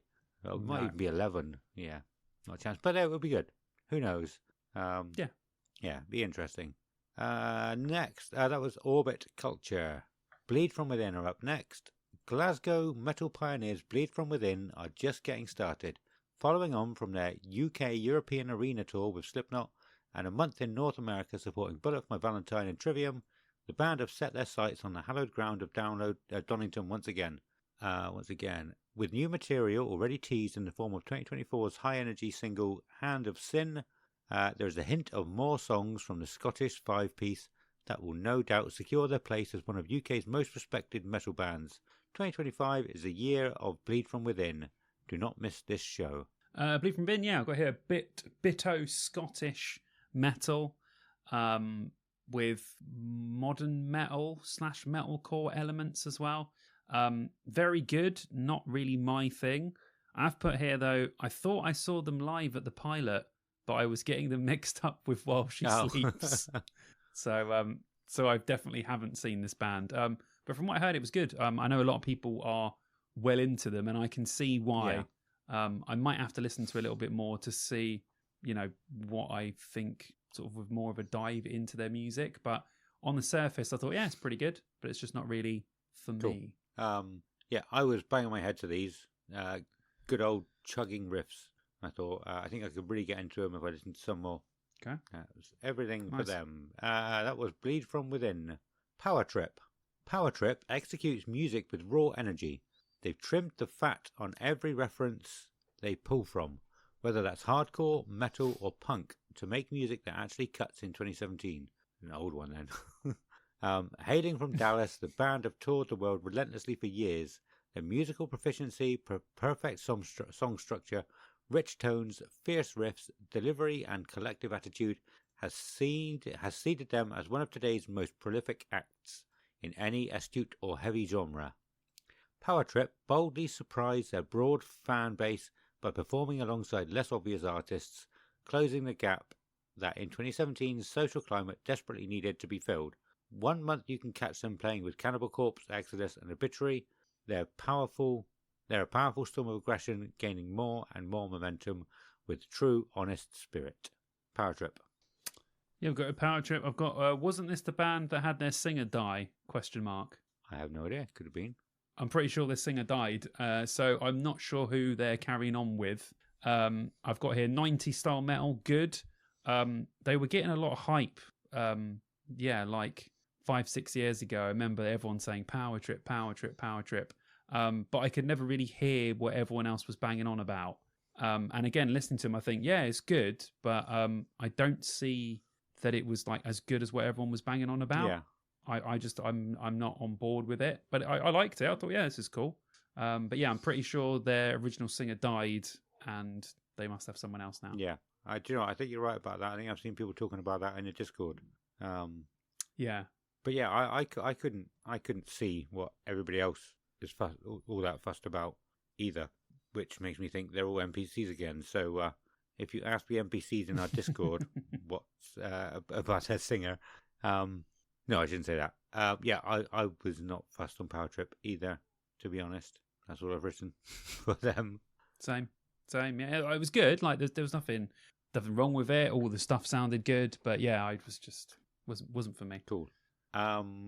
Ginger is up next, and I don't actually think I've got any written down for everything else yet. Ginger, a versatile progressive groove metal unit based out of Ukraine. Ginger have found success both in their Eastern European homeland and abroad with their punitive blend of post-hardcore and death/progressive / new metal, drawing from a wide array of influences, including R&B, soul, hip-hop, and the full spectrum of heavy metal. The band formed in 2009 and features a lineup consisting of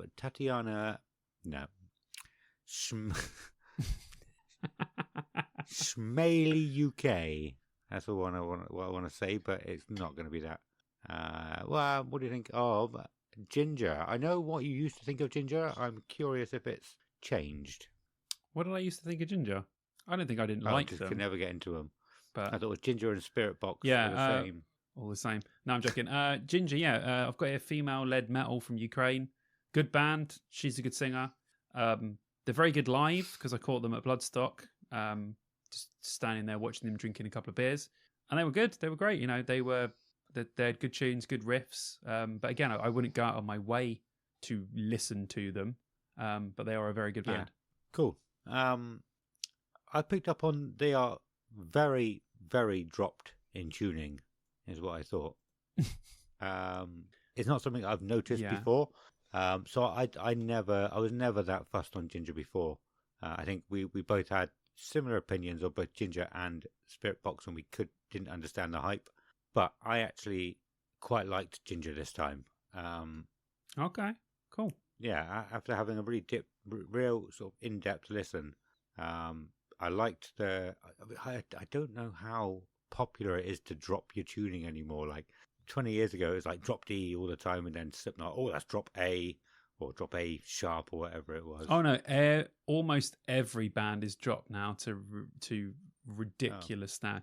You're not going to have most bands play in minimum drop C, I would say. Okay, maybe it's just become so standard that I haven't heard it, but yeah, I think it's one of those things where now if in the 2000s when everyone was playing in D sharp and C, if bands would have come around now and just slowly got shoved in, you would have been like, what on God's green earth is this tuning?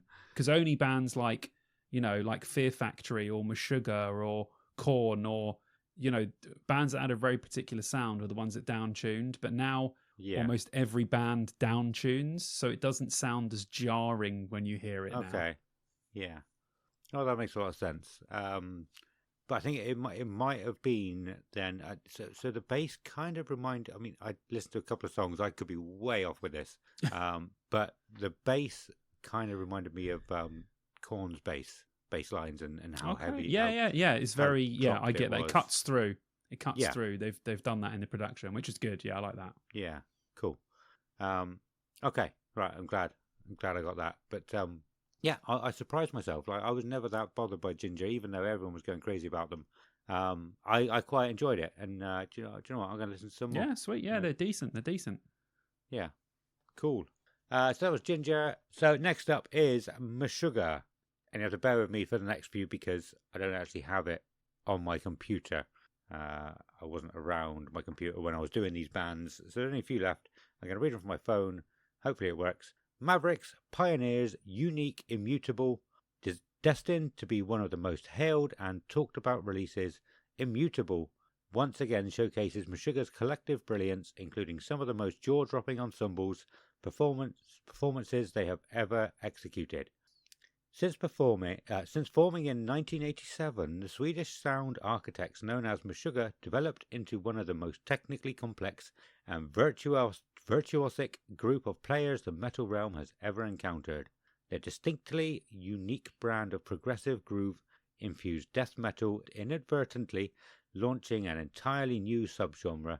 Recorded in Sweden's Sweet Spot Studios, their ninth full-length album, Immutable, is a follow-up to their highly acclaimed and Grammy-nominated album, The Violent Sleep of Reason. I'm not going to read any more. Probably shouldn't have read that much. Meshuggah, what do you think of Meshuggah? Gent metal from Sweden. Of course, they are amongst the originators of that particular genre and sound. They were definitely one of the first to do it, you know, with those really sort of industrial style riffs with harsh vocals, you know, cutty guitars. I like them a lot on record, but if I'm being honest, they didn't thrill me live. They headlined Bloodstock. I think it was good, but like musically it was amazing, but it wasn't very entertaining to look at. So the musical half of my brain was going, fuck, this is great.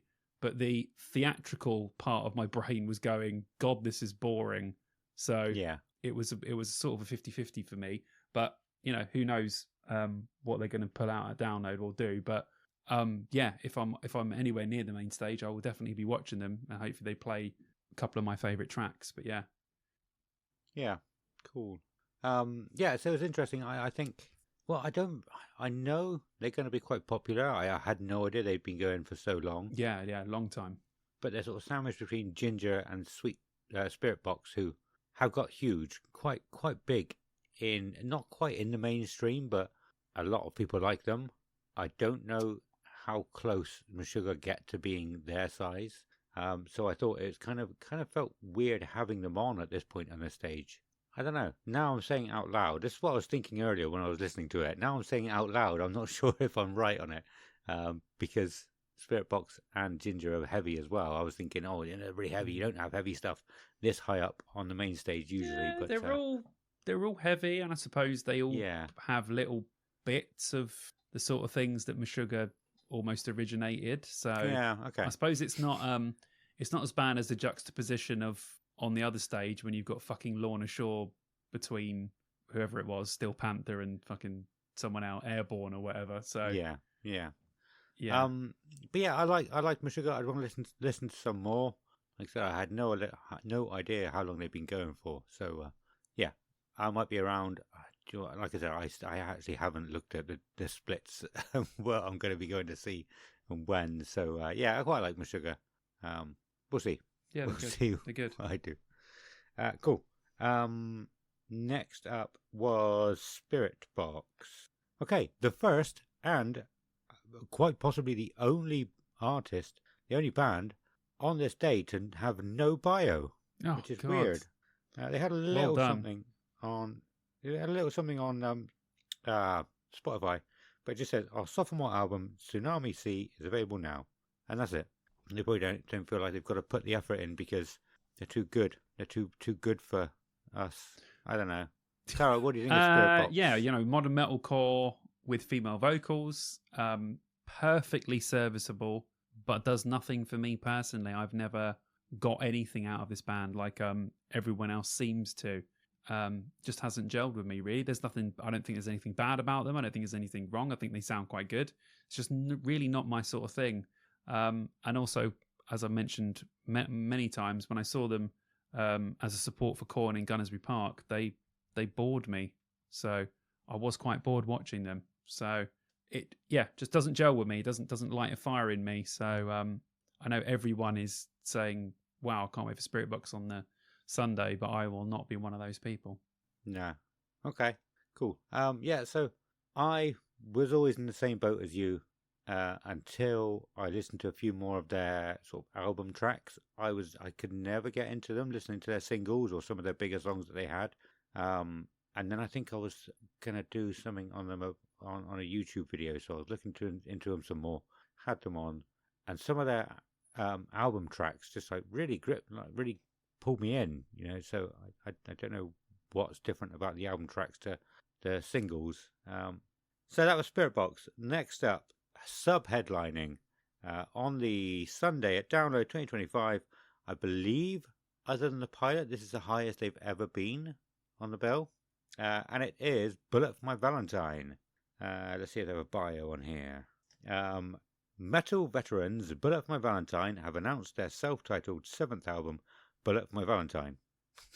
The album, which will be released on 5th November 2021. Oh my god, yeah, this is old then. There's no words to really say about Bullet for My Valentine. They're a huge band. They have been for a long time. Most people will know about them. What do you think of Bullet for My Valentine? Yeah, you say big, and they are big. They've got a hell of a lot of listeners on Spotify. But I still think they're not appreciated enough, especially for being such a huge sort of metal band, and for being a huge British metal band as well. I really do feel like finally, over the last few years, they have seemed like people have really appreciated them getting a headline slot at 2000 Trees, headlining the pilot, being so high up on this lineup. So I do think finally, after 20 years, people are starting to appreciate Bullet for My Valentine, which is great. Yeah, obviously a fantastic metal band with emo sensibilities, I would say, especially lyrics and some of it, which is just a great edge to have. An absolute must-see band for me. I'm sure I've told people before, I have been a fan since 2004. I have a signed copy of the EP. I was queuing in Virgin Megastore to get them to sign it. I didn't know that. I have been a diehard. I have been a diehard fan. Okay, yeah. Maybe I haven't. I did do on one of my videos. I showed my signed copy of the EP. But anyway, yeah. So I literally have been a fan since day. So I just love to see these guys. Also, I think live back in the day they were good. The energy was good, but I don't think they sounded that great. But now they have become an accomplished live act. Like they have just got better and better and better live every time I've seen them. They've just improved every single time. And now they are a complete tour de force live. They've got the tunes, they've got the presence, they've got the show. They have sort of rounded it all up over the years and learned from their mistakes, shall I say. So yeah, it's going to be great. They are going to be a fucking perfect sub-headliner for Korn. It's going to be amazing. Yeah, cool. I can't say. I was going to ask a question then. Just go. Oh yeah. Am I right or wrong in thinking they played Bloodstock last year? Did they play Bloodstock last year? Oh, okay. They did not. I don't know what I'm thinking out then. Okay. Yeah. But yeah, Bullet for Valentine. I don't really know much of their stuff other than some of the early singles, but they still hold up, and they're still incredible songs. So yeah, I'm looking forward to seeing them. I haven't seen them for a long time. I saw them. Oh, it would have been Cardiff, probably like 12 years ago or something. It was the last time I saw them. It was wow. 4 bands. Yeah, they've changed. They've got a lot better since then as well. Yeah. So I think you'll be pleasantly surprised at what they pull out. I'm trying to remember who it was supporting because it was 4 huge bands. Well, what's that ticket? I'm not going to look any more after this. Oh, no, Iron Maiden. Yeah, I can't remember who it was, but it was 4 massive bands. But yeah, so yeah, huge band. They're going to blow it away. They're going to be amazing. Headlining the Sunday, Download 2025 is Korn. Again, we don't need to say too much about Korn because we did a whole episode about them, but did you want to say a little bit of Tool here? Yeah, like I just said, we've done a whole episode on Korn, so if you haven't heard that, go back and listen to it because yeah, we speak about them in depth, me, Stu, and Ad. Yeah, I mean, we've spoken about it for what, probably 5-ish years now, where people have been saying, maybe Korn should headline.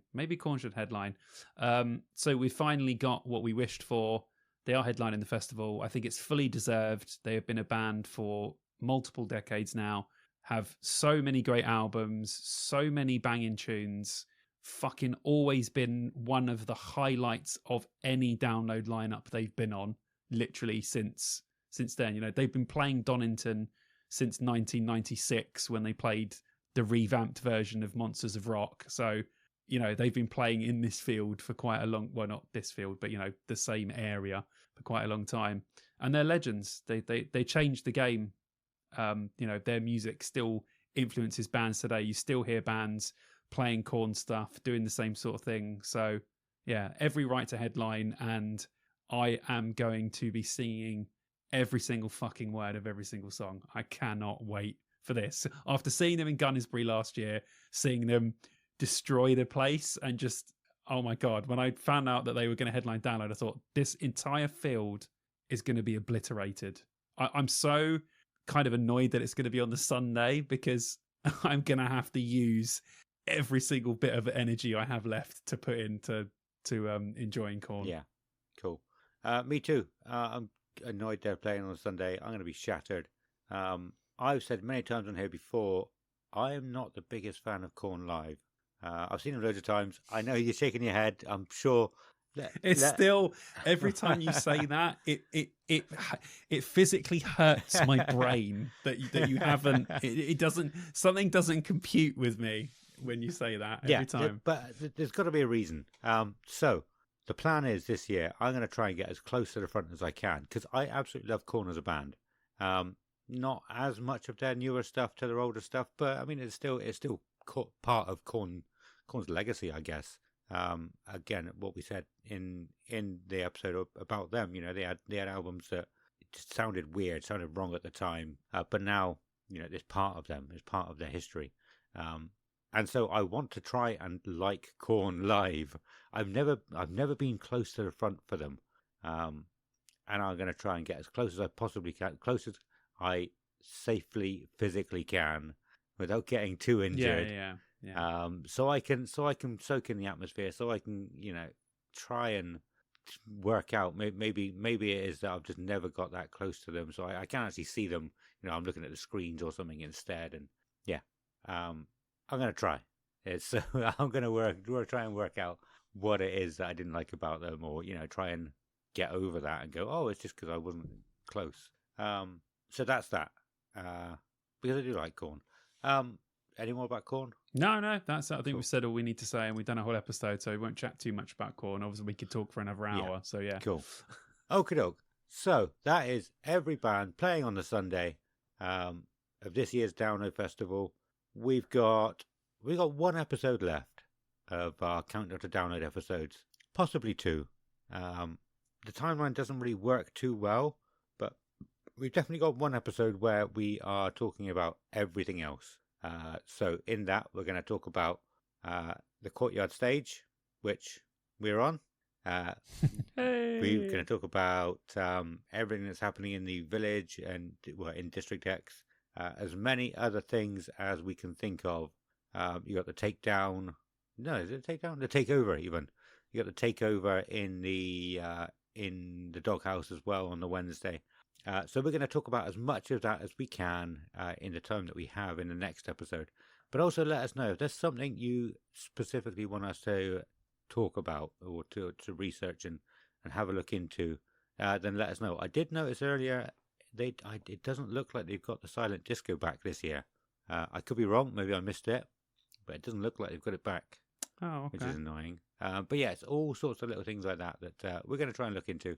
And then that episode should come out, I want to say, close to the end of May. Well, it'll be 2 weeks on Sunday, which we said 2 weeks on Monday, which said would be the 12th. So that will be the 26th. And then that will leave just the Wednesday morning episode. We haven't talked about the Wednesday morning episode at all yet so far in our countdown. We have not. Download. Nope. We have dropped the ball a little bit. We've had so much we've had so much going on that we dropped the ball a little bit on that one. But we are going to sit down and work out everything we're going to do for the Wednesday morning episode. If you are new here and don't know what the Wednesday morning episode is, basically we let you guys have your say and tell us what Download means to you, what you love about it, who you're looking forward to. You can send it in written form, or you can send your own little voice clip and it will be included in the episode itself. If it's written, then one of us will read it out. And then that'll be released on Wednesday morning of download. So it'll be a nice little something for people to listen to driving up. This will be like, what, the 4th year we've done it now? Jesus, yeah. I love those episodes. It is kind of like giving back to everyone just so they can chat about download. But yeah, like Adam said, we might do Wednesday morning. It might be Tuesday. We don't know what day it's going to be on, but we're just going to refer to it as the Wednesday morning episode so everyone knows what we're talking about. Cool. And we might as well decide now, because you can send voice clips through email, can't you? Yeah, you must be able to. So you can send them through, all your submissions to our email address, please. We've done it years in previous years where we've set up loads of different areas for people to send their stuff, and then I get lost and trying to gather all the stuff from all these different places. So if everything goes to our email address, which is, oh my god, I haven't said this on here for such a long time. It's in the Linktree in the episode description anyway. But deardownload2003@gmail.com. So yeah, get your submissions in. Start thinking about what you'd want to say. Tell us how much you love our show. That would be very nice. But also tell us. You don't have to. You could just say about download. Yeah, tell us about download. If you want to include what you enjoy about us, and how much you appreciate us, and how many beers you plan to buy us at download, then you feel free to do that as well. But yeah, so that's the Wednesday morning episode. I can't believe we dropped the ball and haven't actually talked about that at all. It's 5 weeks to go. It's fine. Is there anything else we need to pick up on at this point? No, I just want to say quickly, though, there was, I did put up a poll earlier today to see what everyone's favourite day was out of all the days. And Sunday won, I think for me, I think Friday's my strongest day band-wise. Yeah. Then Saturday and then Sunday. So for me, personally, Sunday has probably got the most sort of I could take it or leave it bands, where I think Friday has all the bands that I really, really want to see. And then there are quite a few on Saturday and a few on Sunday. That's how it sort of worked out for me anyway. But I think for most people keep on going Sunday. So yeah, it's probably the run of all the bands on the main stage on Sunday that did it. Yes. But yeah, I haven't worked out mine. Yeah, I can see a lot of people staying there for Meshuggah, into Spirit Box, into Bullet, into Korn. So yeah, probably. Cool. Well, that is everything for this episode then. Like I said, let us know what you want us to talk about on the next episode. Let us, if you have any questions about the Wednesday morning episode or anything else, you can use our email address to just ask a question as well. That's fine. I'll get back to you. But remember, only a couple of days left for the shop. I think the Broken Day Clothing store is going to be open for a little bit longer than that. I don't know how long our stuff's going to be there, but definitely longer than a couple more days. So go and grab one of them. I think a lot of people have grabbed them from there, and we're looking forward to seeing all of you guys at Download, all the merch when we're up on stage in the on the courtyard stage again.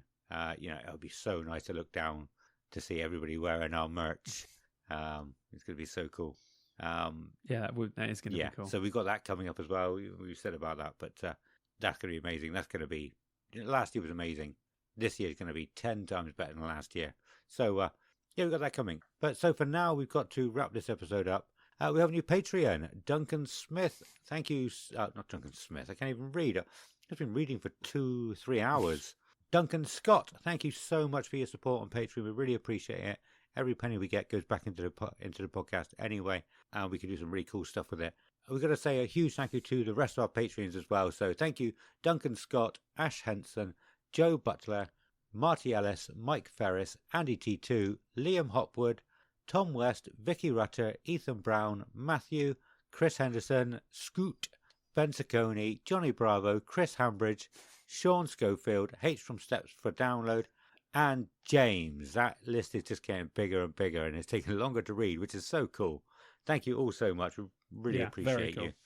And we look forward to seeing you at the meetup at Download as well. We'll go into that in another episode.